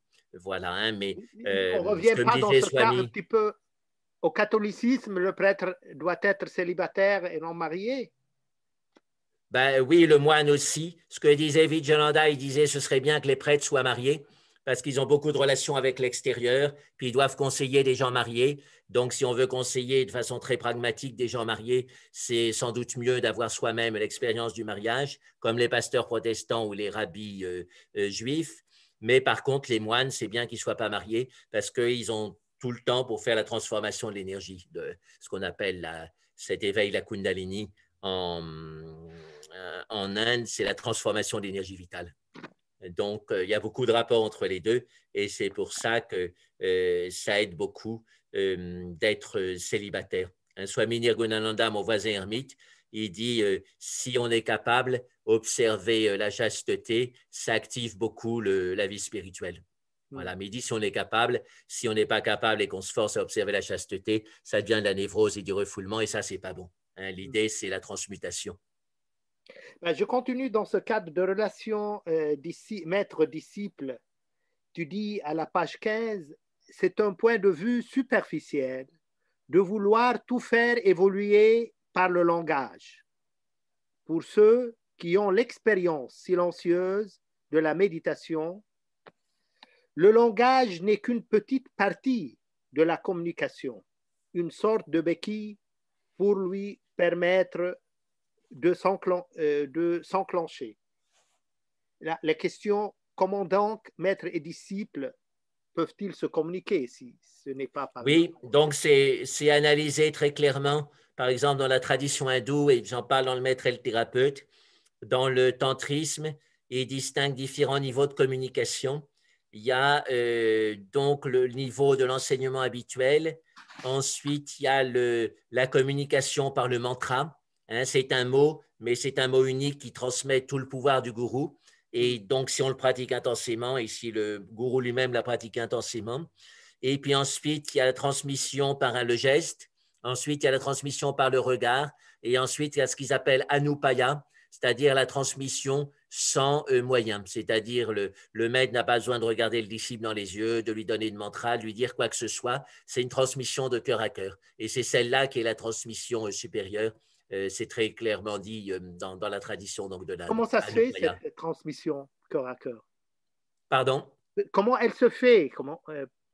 Ben, c'est une question d'expérience, hein, le sentir directement. Et voilà, donc il faut ouvrir le cœur. Et à ce moment-là, on sent l'énergie qui passe, hein. On dit que l'énergie du maître, c'est comme l'eau. Si le disciple a l'humilité et se met dans une position de réceptivité, c'est comme un terrain qui est en creux. À ce moment-là, l'eau du maître remplira naturellement ce creux. Donc, il y a ce phénomène-là. Et Swami Krishnananda, qui a passé des années avec Shivananda et qui lui a succédé en tant que directeur de l'ashram de Rishikesh, de la Divine Life Society, il disait être auprès d'un maître, c'est comme être au soleil. Hein, on n'a pas à faire l'analyse biochimique des effets du soleil sur la vitamine D, sur ci, sur ça, sur les mélanocytes, mais simplement on sent que ça fait du bien. Et donc, voilà, lui, son expérience, c'était qu'il n'avait pas analysé l'influence du maître, mais par contre, être complètement réceptif au bien qu'il nous fait. Okay. Et dans Swami Vijayanda donnait souvent les Upanishads. Donc, dans les Upanishads, on parle du soi en disant là d'où les mots reviennent sans l'avoir atteint. Ça, Swami Vijayanda le redisait souvent. Tous les Et mots Tenzin reviennent, Palmo le dit aussi. tous les mots reviennent. Là, d'où les mots reviennent sans l'avoir atteint en parlant du soi. C'est comme si ça rebondissait, comme une balle de ping-pong sur un mur de ciment rebondit. Là, les mots rebondissent sur le soi et ils ne peuvent pas l'atteindre. Donc, quand on comprend bien ça, on est moins obsédé par des raisonnements philosophiques, intellectuels, dogmatiques, etc. On sait que de toute façon, l'absolu est au-delà. Nagarjuna a insisté là-dessus, Tenzin Palmo le dit aussi. Donc, elle ne rentre pas dans des débats métaphysiques très rigides, Tenzin Palmo, parce qu'elle est dit de toute façon, la réalité est au-delà. Je continue à te citer. Là, tu parles de toi-même, Jacques, à la page, je crois, 17. Tu dis, oui. Je ne me considère pas comme un gourou, ni comme un enseignant spirituel. Je suis un chercheur qui va savoir et qui souhaite comprendre quelles sont les bases d'une psychologie spirituelle équilibrée, avec ce qu'il connaît de l'Occident, avec sa pratique de psychiatre et psychothérapeute, ainsi que ce qu'il a découvert depuis 5 ans en Inde à travers la pratique du yoga et de la méditation. Ma question, ça fait maintenant 30 ans que tu as écrit ces mots, et depuis 30 ans, cette expérience, qu'a-t-elle ajouté à tes connaissances, à ton identité?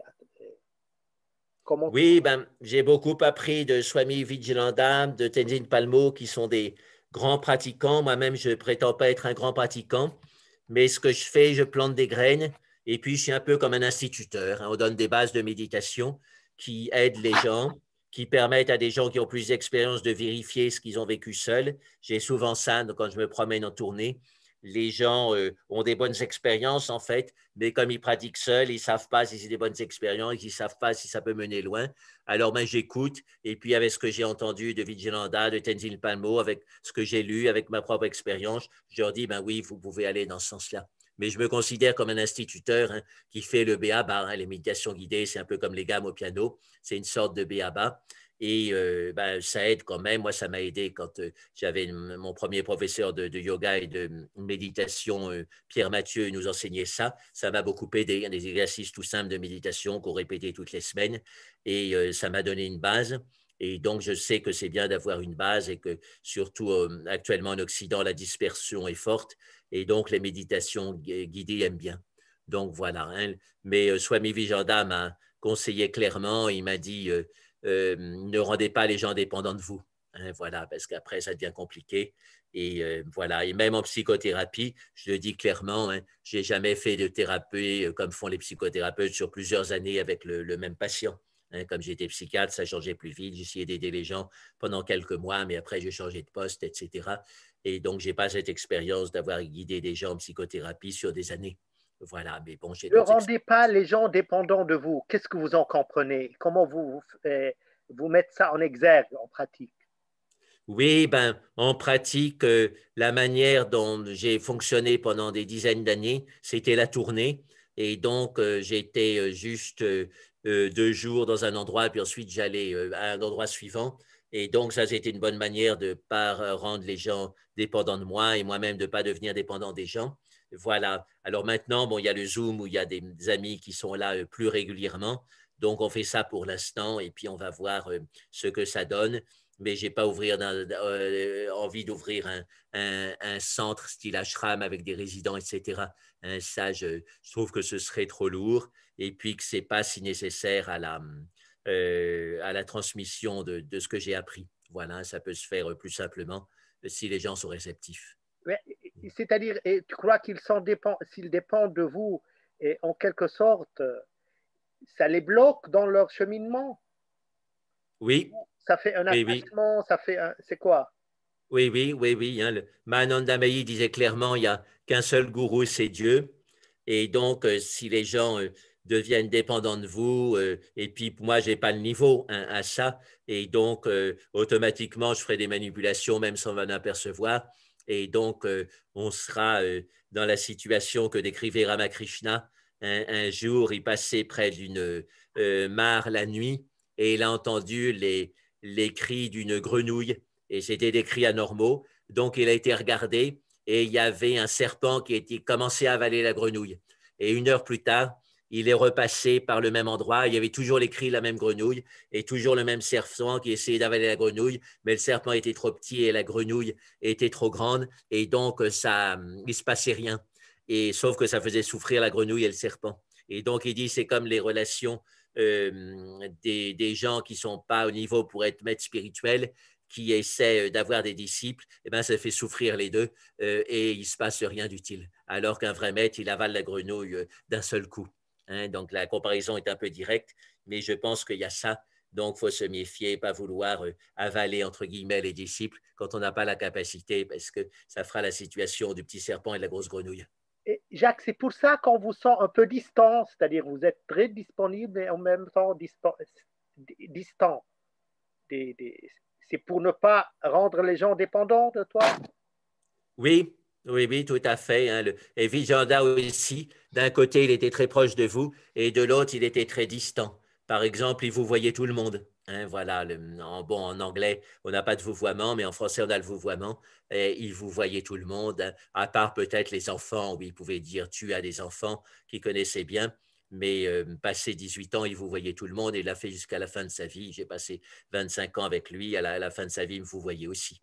Voilà, et bon, c'était volontaire, hein, c'était mettre une distance, mais en même temps, on le sentait qui était en nous. Donc, c'est le paradoxe du maître. Hein. Il est à la fois Cette distance n'est pas à une des lieux. séparation, cette distance que tu imposes n'est pas une séparation. Donc, il n'y a pas un côté dévotionnel dans la relation, que ce soit Vijayananda ou toi avec les disciples ou les Ben, s'ils aiment bien ce que blocage je en quelque fais, sorte.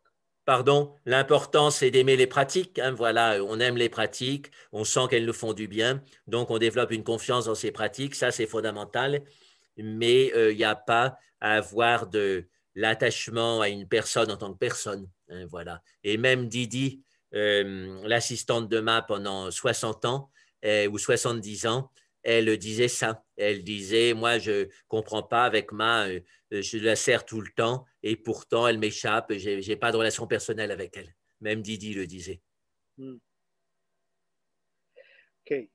Et tu parles de la psychologie moderne et tu dis on peut comparer la psychologie moderne à un monument. Il est très difficile d'en apercevoir les proportions d'ensemble quand on vit et travaille dans l'une de ces pièces. Mieux vaut en sortir et le regarder d'un peu plus loin pour acquérir un point de vue synthétique. À la page 17. Bah, la question, que veux-tu dire par là? Donc, il faut cesser d'être psychologue pour comprendre la psychologie en fait. Ben, je dis que ça aide, oui, effectivement. Donc, c'est l'expérience que j'ai eue en étant en Inde et en voyant la psychologie occidentale de l'extérieur. Hein, il y a des choses qu'on comprend et qu'on a du mal à comprendre quand on est dedans. Voilà, donc je pense que une certaine distance permet d'avoir plus facilement des vues d'ensemble. Quand on cesse d'être psychologue, à quoi bon donc se faire étudier et exercer et puis cesser? C'est pas très clair dans mon esprit. Bon, ben, il y a la perspective de psychologie spirituelle. Hein. C'est pas parce qu'on n'est plus psychothérapeute dans le sens occidental et technique et professionnel du terme qu'on cesse d'étudier, de vivre la psychologie et de chercher à améliorer la psychologie. Donc, à ce titre-là, on peut dire plein de choses, tu vois. Hein, il n'y a pas besoin d'avoir travaillé pendant 30 ans avec des schizophrènes pour comprendre la psychologie. Voilà, en réfléchissant, on peut avoir des bonnes idées là-dessus, même si on sera moins performant au niveau des détails, parce que voilà. Et puis, il y a la question de l'usure aussi, de la compassion. Hein. Beaucoup de thérapeutes, ils voient tellement de souffrance qu'ils se ferment. Et donc, c'est un grand problème de la psychothérapie, la psychiatrie, même de l'aide sociale. Hein. Les aidants se ferment et s'usent. Et donc, dans ce sens-là, les retraites, la méditation permet de se recharger. Et justement, là, ça me fait rappeler ce qu'a écrit Chandra Swami. Il disait que quand je voyageais en Occident, ben, le plus grand nombre de ceux qui venaient me demander conseil et de me raconter leurs problèmes, c'était des psychologues et des psychothérapeutes. Comme si Oui. ils sont en train de résoudre les problèmes de leurs patients, mais ils n'arrivent pas à résoudre leurs propres problèmes. Oui, oui, oui, oui. Hein, un des événements qui m'a confirmé dans ma volonté de partir en Inde pour approfondir la vie de méditation et le côté spirituel des choses, c'est que j'étais au CHS de Villejuif, donc l'hôpital psychiatrique de Villejuif. J'ai passé 6 mois avant de partir en Inde. Et donc, pour économiser et pouvoir rester plus longtemps en Inde avec mes propres sous, en plus de la bourse, j'ai habité à l'internat. Donc, c'était très pratique, on payait très peu et puis on était logé, nourri. Mais au bout de 3 semaines, un mois, on m'a expliqué que dans la chambre à côté de moi à l'internat, la nuit de Noël, l'interne de garde en psychiatrie s'est suicidé. Il s'est suicidé la nuit de Noël même. Et donc là, je me dis, il y a un problème avec la psychiatrie occidentale. Hein, et les psychothérapeutes et les psychiatres ont un fort taux de suicide. Et donc, voilà, ça m'a confirmé dans mon idée d'aller chercher des enseignements spirituels en Inde. Mais sans laisser tomber la psychiatrie pour autant. Et dans ces tournées de séminaires que je fais et tout ce que je mets en ligne, je trouve que je suis un psychiatre qui a un rôle de prévention. Parce que dans la psychiatrie classique, la psychiatrie de secteur, on marque sur le dessus des centres de prévention et de soins d'hygiène mentale, mais le côté prévention, il n'est pratiquement pas là. Il faut que les gens soient malades pour qu'ils viennent vous voir. Donc, on ne fait pas de vraie prévention, mais par contre, si on apprend à méditer, que les gens comprennent correctement les pratiques, qu'ils deviennent autonomes et qu'ils les font par eux-mêmes, on fait une vraie prévention. Comme si, quand on distribue des bonnes brosses à dents ou des brosses à dents électriques, on fait une bonne prévention des caries. C'est-à-dire, pourquoi, à ton avis, Jacques, les psychiatres et les psychologues ont un haut taux de suicide? Parce qu'ils sont en face de la souffrance des gens, ils rentrent quand même beaucoup à l'intérieur sans avoir une capacité méditative qui leur permette d'évacuer la négativité des gens qui voient. Hein, c'est un peu comme si travailler en service d'infectiologie sans avoir de combinaison et de gants aux mains, hein, ils attraperaient les virus. Alors donc la comparaison peut être un peu forte et sévère, mais bon, je parle d'expérience. Hein, j'ai été 5 ans à l'hôpital psychiatrique et puis j'ai été dans des associations de psychiatres, de psychothérapeutes. J'ai lu ce qu'ils disaient et c'est un vrai problème. Hein, c'est déjà un problème pour les infirmiers, pour les médecins généralistes, mais encore plus pour les psychiatres et les psychothérapeutes qui vont à l'intérieur de la souffrance du patient. Hein, ils sont là pour ça et donc c'est un milieu contaminant. Et de même que… Ils ne peuvent pas se sauvegarder, ils n'ont pas une manière, une technique de se protéger.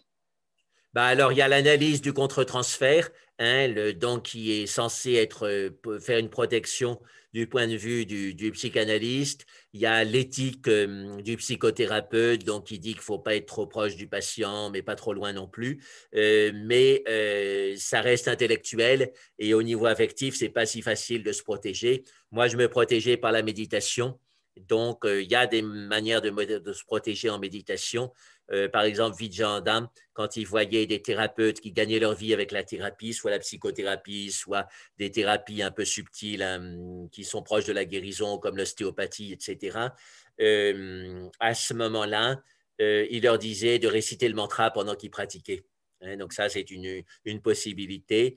Ou alors, ce que je faisais, moi, pour me protéger, quand j'étais à l'hôpital psychiatrique. Donc, heureusement, on avait des journées pas trop longues.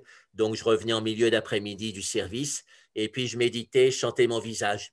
Et je m'avais remarqué que quand je sentais des tensions du visage, il y avait en général le visage d'un patient vu le matin ou en début d'après-midi qui me revenait. C'est comme si ce patient avait un masque de souffrance qui se collait sur mon propre visage. Et à ce moment-là, je détendais mon propre visage et je sentais ce masque de souffrance qui se décollait de mon visage et je n'étais plus identifié au patient. Et avec ma main de lumière, je prenais ce masque de souffrance et je le mettais sur le côté. Et puis après, je continuais à sentir mon visage détendu. Puis tout à coup, il y avait une nouvelle tension qui revenait avec le visage d'un autre patient. Et je refaisais la relaxation. Cette relaxation du visage, ça décollait le masque de souffrance. Je mettais de côté. Et à la fin de ma méditation, j'avais euh, voilà, donc il y avait j'avais une pile de masse de souffrance qui était près de moi, mais du coup, ils n'étaient plus sur mon visage et je retrouvais mon visage originel. Donc, on pourrait reprendre le Koan Zen, quel était mon visage avant ma naissance, comme prévention de toute cette souffrance des patients qu'on voit et qui se collent sur votre visage. On pourrait appeler ça laver le visage, de même qu'on demande dans les services hospitaliers habituels et surtout en infectiologie de se laver les mains très souvent. Hein, les médecins qui tâtent les patients pour les ausculter, ils se lavent maintenant les mains entre deux lits, hein, parce qu'on s'est aperçu que le premier risque de contamination à l'hôpital, ce n'était pas les toilettes ou les planchers qui n'étaient pas nettoyés à l'eau de Javel, mais c'était les mains des médecins et des infirmières. Donc, à l'hôpital, on se lave beaucoup les mains et en tant que psychiatre, on doit faire la détente, si possible, entre les consultations ou au moins tous les jours, détente du corps, détente du visage pour effacer les tensions de souffrance qui nous sont arrivées à cause de nos neurones miroirs finalement, parce qu'on est en miroir des patients automatiquement. Toujours dans ce cadre, dans la question de protection, normalement en psychanalyse, on ne peut pas devenir psychanalyste sans être au préalable psychanalysé, sans terminer. Oui. Ce n'est pas une question de protection, ça? Alors, c'est ambivalent, hein, parce qu'on peut interpréter ça comme une question apprendre à se protéger des patients, mais aussi ça devient une dépendance sectaire. Et c'est pour ça que c'est assez amusant. C'est-à-dire, ça devient une chapelle avec des relations de gourou à disciple. Le gourou supérieur, qui est un peu le dieu de la psychanalyse, c'est Freud. Et alors, j'ai remarqué que souvent, des psychanalystes connus, ils faisaient comme dernier livre de leur vie ou comme livre le plus astucieux de leur vie, une sorte de psychanalyse de Freud. Donc, ils se mettaient au-dessus de Freud et là, ils devenaient le Dieu tout-puissant, puisque pour les psychanalystes, Freud est le Dieu le Père. Freud, c'est-à-dire, il psychanalysait Freud? Oui, c'est ça. Oui, il lui trouvait toutes sortes de défauts, de névroses, etc. Et alors, à ce moment-là, il se mettait au-dessus de Freud et il devenait tout-puissant dans le milieu de la psychanalyse. Et donc, ça fait sourire de l'extérieur, mais c'est une tendance. Ce n'est pas une protection, à ton avis, cette psychanalyse au préalable, terminer sa propre psychanalyse pour devenir psychanalyste? Alors, bien sûr, il faut faire un travail sur soi-même avant de s'occuper des autres, mais il faut que ce travail soit ouvert. Si c'est juste avec une méthode, c'est un problème. Hein, il y a un dicton en latin, Timeo hominem unius libri, je crains l'homme d'un seul livre, c'est-à-dire l'homme qui se réfère à un seul livre. Donc, c'est contre le fanatisme religieux, mais on pourrait dire Timeo hominem une méthodé, c'est-à-dire je crains l'homme d'une seule méthode. Hein. Quelqu'un qui a une seule méthode de psychothérapie, c'est risqué parce qu'il risque de devenir rigide et puis d'influencer les patients selon sa méthode. Hein, il y a une blague, mais c'est une blague profonde, qui dit que les patients en psychanalyse freudienne font des rêves freudiens et que les patients en psychanalyse jungien font des rêves jungiens. Donc, ça veut dire que le point de vue du thérapeute et son école influe le patient beaucoup plus qu'on ne pense. C'est facile de dire, moi, je vais être objectif, mais au fait, il y a plein de messages qui passent. Par exemple, on a fait une expérience de psychologie donc pratique. On disait à la personne, dites des mots, n'importe lesquels. Et donc, le patient ne connaissait pas enfin, pas le patient, donc le candidat pour cette expérience de psychologie ne connaissait pas les dessous de l'expérience. Et les dessous de l'expérience, c'était qu'à chaque fois que le patient disait un mot féminin, le thérapeute, enfin, ou l'expérimentateur faisait un léger sourire et à chaque fois qu'il disait un mot masculin, il faisait une légère moue. Et quand il faisait ça, on s'apercevait qu'en comptant les mots, à la fin, il y avait beaucoup plus de mots féminins que masculins. Parce qu'inconsciemment, la personne qui a été étudiée a été encouragée à dire des mots féminins. Et donc, ça, c'est une expérience très claire. C'est 0 ou 1, c'est féminin ou masculin. Et on peut se douter que dans le domaine psychothérapique aussi, donc il y a ce jeu d'influence qui est là. Hein, par exemple, dans une psychanalyse jungienne, si la personne émet un archétype connu, ben il sentira que le psychothérapeute ou l'analyste est content, donc il ira dans ce sens-là. Lui-même, ayant lu sur la psychanalyse jungienne, il saura un peu ce qui intéresse les psychanalystes jungiens, donc il ira dans ce sens-là. Et pareil pour les freudiens, il faudra qu'ils parlent de la sexualité des parents, etc. À ce moment-là, il sentira que l'analyste est intéressé, puis il ira dans ce sens-là. Et voilà, donc beaucoup plus qu'on ne pense, le thérapeute influence le patient. Et Jacques, toujours dans ce cadre de psychologie occidentale, tu dis à la page 17-18, je ne me sers plus de la psychologie occidentale pour explorer mon propre esprit, bien que je continue à la respecter pour ce qu'elle m'a apporté au début et pour ce qu'elle continue à apporter aux autres. Je me réfère maintenant directement à l'enseignement des sages qui donnent les points de repère nécessaires sur ce chemin qu'ils ont eux-mêmes parcouru. Oui, alors ça reste mon optique de... Oui. Pour la psychologie occidentale que tu as étudiée pendant des dizaines d'années n'a plus rien à te donner? Alors donc, c'est mon optique de fond. Hein, le Swami Ramatirtha disait que quand on est en retraite, c'est mieux de ne lire des livres que de gens réalisés. Et donc, je pense ça, mais je ne suis pas toujours en retraite. Et pour enseigner les gens, c'est vrai que c'est bien d'avoir des références de psychologie occidentale. Et puis moi-même, ça m'intéresse parce que j'écris des livres pour le grand public. Et donc, de faire des liens avec la psychologie occidentale, ça m'intéresse toujours. Mais à titre personnel, c'est vrai que ma référence principale, ce sont les gens réalisés. Et c'est avec eux que j'ai l'impact des paroles le plus fort. Et ce que disent les psychologues occidentaux, à moins que ce soit des psychologues vraiment qui aient fait une démarche de méditation très, très avancée, je le prends plutôt comme information. C'est intéressant, ça me permet d'exprimer des choses, de traduire des choses qu'il y a dans la psychologie spirituelle aussi, pour que ce soit plus accessible aux gens. Voilà, mais ce n'est pas des choses que je prends comme des mantras, comme les paroles des sages. Mais des grands saints. Ton propre itinéraire, ta propre évolution, elle n'est plus utile, la psychologie occidentale? Ben, si elle est utile, dès le début, j'ai dit si j'étais schizophrène, je préférerais être soigné par la psychologie occidentale que par un gourou, parce que les gourous, ce n'est pas leur métier de soigner les schizophrènes, ils prennent des gens qui sont mûrs et à partir de là, ils les emmènent plus loin. Mais la schizophrénie, c'est quelque chose de très spécial et donc mieux vaut étudier ça en tant que tel pour pouvoir aider les schizophrènes. Alors évidemment, si un maître spirituel étudie aussi la psychologie du schizophrène, il sera plus utile qu'un infirmier psychiatrique, mais il faut qu'il étudie quand même parce que c'est un monde spécial. Voilà, donc il faut comprendre ces rapports et ces paradoxes. Ma dernière question, tu dis à la page 18, le témoignage des sages et mystiques du passé assure qu'il existe un autre stade où l'on expérimente directement la réalité de la réalité, là avec un grand R, la réalité de la réalité, et où les idées apparaissent pour ce qu'elles sont, c'est-à-dire des ombres. Ce genre de réalisation qu'a eu saint Thomas d'Aquin, tout ce que j'ai écrit me semble comme de la paille. C'est la parole de Saint Oui, Jean. c'était juste avant sa mort, donc c'est un peu son testament, oui. Donc c'est impressionnant parce qu'il a beaucoup écrit et des textes qui font référence pour l'Église, hein, les docteurs de l'Église, mais il a quand même dit ça à la fin de sa vie. Oui, donc, toi, le témoignage des sages et mystiques du passé assure qu'il existe un autre stade.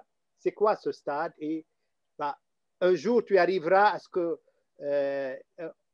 là où Saint Thomas d'Aquin est arrivé, tout ce que tu as écrit, c'est de la paille. Oui, ça ne me gênerait pas de dire ça, hein, mais les gens peuvent se nourrir avec de la paille ou se tenir chaud avec de la paille, donc ça a quand même une certaine utilité. Mais c'est vrai que la réalité est au-delà des paroles, et donc il faut revenir à ça. C'est très sain. Benoît XVI disait, même s'il a écrit ça à Saint Thomas d'Aquin, la paille, c'est pas rien, c'est quelque chose quand même. Ben, oui, c'est ça au niveau des gens qui ont besoin d'une dogmatique. C'est sûr que saint Thomas d'Aquin, c'est bien huilé comme mécanisme, voilà, mais on n'est pas forcément tenté par saint Thomas d'Aquin. Et lui-même reconnaissait donc il y a réellement quelque chose au-delà et qu'il ne faut pas perdre ça de vue, sinon on fait voilà, on est dans la dialectique et c'est comme la roue d'un vélo. Hein, on peut tourner indéfiniment autour de la roue, mais si on veut aller au centre, il faut prendre un rayon, il ne faut pas continuer sur la roue. Et donc, dans la dialectique, on compare des idées, etc., on les discute. C'est comme une fourmi qui tournerait autour de la roue du vélo, mais l'intérêt, c'est d'aller dans un des rayons et puis de le suivre jusqu'au sens. Dans ce sens, Swami Vivekananda, il faisait une différence claire entre la philosophie grecque et l'enseignement des mystiques. Hein. Un vrai mystique, il a une expérience donc très profonde du soi et il transmet l'énergie de cette expérience. Et donc, ça ne se passe pas par de la dialectique où on prend les idées, on les manipule, on voit le pour, le contre. Bon, c'est vrai qu'il y a une partie dialectique dans l'enseignement de l'Inde. Hein. Il y a des philosophes qui ont, enfin, et puis des sages qui ont fait des raisonnements très précis, mais beaucoup de sages étaient directement au niveau spirituel. Et donc, pour Vivekananda, un sage, c'est quelqu'un qui donne une énergie. Hein, et donc, c'est pour ça qu'il est resté avec moi. Jacques, et comment peut-on savoir être sûr que ce maître a expérimenté la réalité de la réalité, comme tu dis là? Oui, ben déjà par la perfection de son comportement et donc étudier la vie des grands maîtres pour voir si ce maître se rapproche de ses comportements. Et puis aussi par l'énergie qu'il nous donne. Hein, s'il nous donne un conseil ou même sans donner de conseil, on sent qu'on a une grande énergie dans sa pratique spirituelle. Et donc, ce n'est pas simplement des explications. Et souvent, les grands maîtres enseignent en silence, mais par contre, ils transmettent une énergie. Et ça, c'est très important. Si quelqu'un ne vous transmet pas d'énergie, il peut être le maître de quelqu'un d'autre, mais il n'est pas votre maître à vous. Okay. Voilà, moi, j'ai terminé mes questions. Il y en a d'autres, ça sera pour une deuxième séance. Maintenant, on donne la parole s'il y a des gens parmi ceux qui assistent là, qui veulent poser des questions. Voilà, c'est le moment maintenant. Oui, alors donc on peut déjà commencer par une question que m'a posée Christine Lopez, donc en message direct. Donc, j'ai parlé de la main droite quand on faisait la méditation d'observation du mental et de dédoublement. Et qu'en est-il de la main gauche? Donc, il ne faut pas faire de dogme de ça. On peut la mettre en symétrique de la main droite, mais sans efforts, c'est-à-dire elle est juste posée au milieu de la cuisse gauche, paume vers le bas, ou on peut la mettre comme en position de méditation sur le talon, si on a les jambes croisées, avec la paume vers le haut, quoi, une sorte de demi-mudra de méditation. Voilà. Et donc, aussi cette question d'instant en instant, de présent en passé en présent. L'instant présent et tout passe est toujours changeant. J'ai du mal avec cette notion de présent. SOS Jacques. Alors, donc, on peut méditer à ce propos à une phrase très profonde d'un sutra du Mahayana que Tenzin Palmo nous a donné. Elle a dit il y a quelques jours, j'ai lu un sutra du Mahayana qui disait le passé n'existe pas, donc ça on le sait puisqu'il est passé, le futur n'existe pas, donc ça aussi on le sait puisqu'il est futur, mais il rajoute une troisième chose, le présent n'existe pas, celui qui comprend cela est libéré. Qu'est-ce que voilà, ça veut dire, donc, le présent n'existe pas? l'idée, c'est que pourquoi on dit que le présent n'existe pas? Ben parce que quand on est un méditant débutant, on sait qu'il ne faut pas se perdre dans la foule du passé, faut pas on sait qu'il ne faut pas se perdre dans la foule des soucis pour le futur, et donc il faut revenir au présent. Mais le risque, c'est qu'on se crispe sur la notion de présent, on a fait une sorte d'idole, on le réifie, c'est-à-dire on en fait une sorte de chose, et à ce moment-là, ça devient de l'attachement, et cet attachement de nouveau deviendra un obstacle. Et c'est pour ça que le sage du Mahayana dit le présent lui-même n'existe pas. C'est comme si on mettait tous nos œufs dans le même panier, puis que tout d'un coup, le fond du panier cède et puis que tous les œufs tombent. Et donc, ça fait un vide et c'est dans ce vide qu'il y a la libération. Parce que si on reste tout le temps attaché au présent, ça devient de nouveau un lien, comme une chaîne d'or qui remplace les chaînes de fer, mais c'est toujours un lien et on ne peut pas s'envoler. Et donc, même cette focalisation sur le présent, il faut savoir la lâcher pour être dans une sorte de présent éternel, en quelque sorte. C'est comme si le point explosait et devenait tout l'espace. Donc, ça, c'est important à retenir et pratiquer parce que ça donne un au-delà de la méditation sur le présent. Donc, sinon, on devient un peu comme ces débutants en méditation. Ils ont fait quelques week-ends de pleine conscience, puis ils disent, ça y est, maintenant j'ai compris, je suis dans le présent, etc. Tout va bien, mais c'est naïf. Hein, voilà, il faut aller plus loin. Il faut certainement faire un travail considérable pour revenir au présent, mais aussi savoir que le présent, finalement, doit être lâché. Jacques, qu'est-ce qui définit un être réalisé? Alors, un être réalisé, donc on dit dans la tradition indienne, il n'y a qu'un être réalisé qui peut vraiment évaluer et sentir un autre être réalisé. Mais même quelqu'un d'ordinaire, en face d'un être réalisé, peut sentir des choses. Hein. Il peut sentir un éveil de l'énergie intérieure, justement la transmission d'un pouvoir, et puis un changement, un goût pour la méditation qui vient. Tout ça, ça vient en contact d'un être réalisé. Et aussi, si on va dans le langage et les notions bouddhistes, une expérience de la vacuité ou de l'arrêt du mental. Et Dangarjuna disait dans sa lettre à un ami spirituel que le vrai maître, c'était comme une porte ouverte sur le vide. Et donc, à force de fréquenter le maître, il y a un moment où, presque par hasard, on passe par cette porte et on tombe dans le vide, c'est-à-dire on a une expérience de la vacuité. Et donc, voilà. Et Ramakrishna, il disait qu'il n'y avait pas besoin d'être préparé quand on va voir un vrai maître pour avoir des expériences profondes. Il dit, c'est même quand on n'a jamais pris de piment rouge, si on mord dans un piment rouge, on aura tout de suite l'expérience de feu dans la bouche. Et donc, c'était une image tout à fait concrète qu'il prenait pour l'expérience du vrai maître. Et il l'a montré, il y avait beaucoup de gens qui venaient le voir et ils avaient des expériences directes souvent avec lui. Ils plongeaient dans des expériences profondes, même s'ils n'étaient pas préparés. Par contre, quand le maître a quitté son corps, ça demande une préparation et les gens doivent se concentrer sur les paroles du maître, le visage du maître, faire des méditations systématiques pour recevoir l'énergie du maître. Mais quand il est vivant, le courant peut passer de façon massive et directe.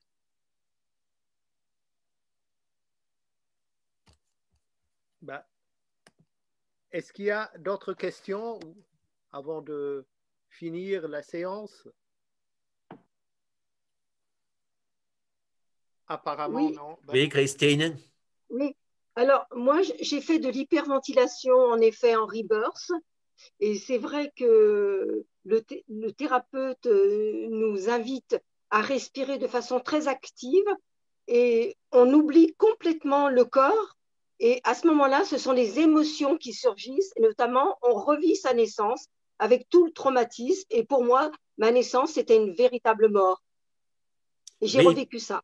Oui, oui, et donc ça libère, hein. Et ce qu'il y a de beau, c'est que ils ont vérifié. Les gens donnent des détails de leur naissance et après ils demandent à leur mère et leur mère le dit, mais oui, comment Oui, est-ce que tu sais ça? Je te l'avais jamais dit. Hein, donc oui, ça, tout c'est à une fait. preuve, hein, parce que quand on veut progresser, il faut des preuves.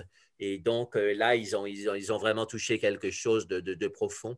Et Manon Lamailly, elle aussi, elle a donné des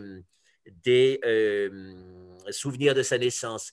Elle disait, on lui a dit, mais vous n'avez pas pleuré quand vous êtes né. Et alors elle a dit, mais pourquoi je pleurais? C'était joli, j'aurais pleuré le jour de ma naissance. Je voyais le, le manguier derrière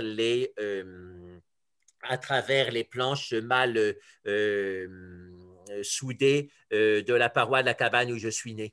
Et sa mère lui a dit, mais c'est vrai, on voyait le mendier parce qu'il y avait des trous dans la paroi en planche. Et donc, tu as raison, on voyait le mendier de cette Oui, cabane. parce que ma mère, à ce moment-là, elle m'a dit qu'elle avait mis 3 jours dans les douleurs et au moment de l'expulsion, elle recevait des calottes de la part de la sœur, parce qu'à ce moment-là, c'était des sœurs, pour qu'elle puisse faire davantage de travail. Mais moi, je n'avais pas envie de sortir. Alors, voilà. Oui, oui, oui, oui, c'est ce que dit Stanislav Grof, hein, qui a fait la respiration holotropique. Et il dit, voilà, ça permet de revenir ces émotions-là qui ont été très fortes. Et si elles ne sont pas revécues, ben, ça conditionne des choses après. Alors Ouais, bon, il n'y a pas que la respiration holotropique pour revivre ça. J'en ai parlé avec Mingyur Rinpoche. J'ai eu un entretien en face à face avec lui. Et puis, ça devait durer 3 minutes. Donc, il fallait poser 2 questions. Et une des questions que je lui ai posées, c'est, je lui ai dit, il y a des psychologues occidentaux qui disent qu'on n'a pas accès aux souffrances du bébé avant qu'il parle. Et c'est souvent les psychologues donc, qui sont influencés par la psychanalyse et des thérapies par la parole. Alors, il a réfléchi 2 secondes et tout de suite, la réponse est sortie parce que certainement, il s'était posé la question. Et il dit, si on peut guérir les souffrances de l'enfant avant le stade de la parole en travaillant sur la gratitude. Et donc, ça se comprend, et je l'explique souvent, le bébé, finalement, pour communiquer, ben, il pleure. Hein, voilà, qu'il est froid, mmh, qu'il est chaud, qu'il ait mal au ventre, qu'il ait mal aux pieds, il pleure. Donc, il est dans la plainte. Et donc, si on veut guérir la souffrance qui vient de la plainte, il faut utiliser l'antidote. Et l'antidote de la plainte, c'est la gratitude. Donc, c'est très logique. Mais cette gratitude, donc c'est un vrai travail spirituel.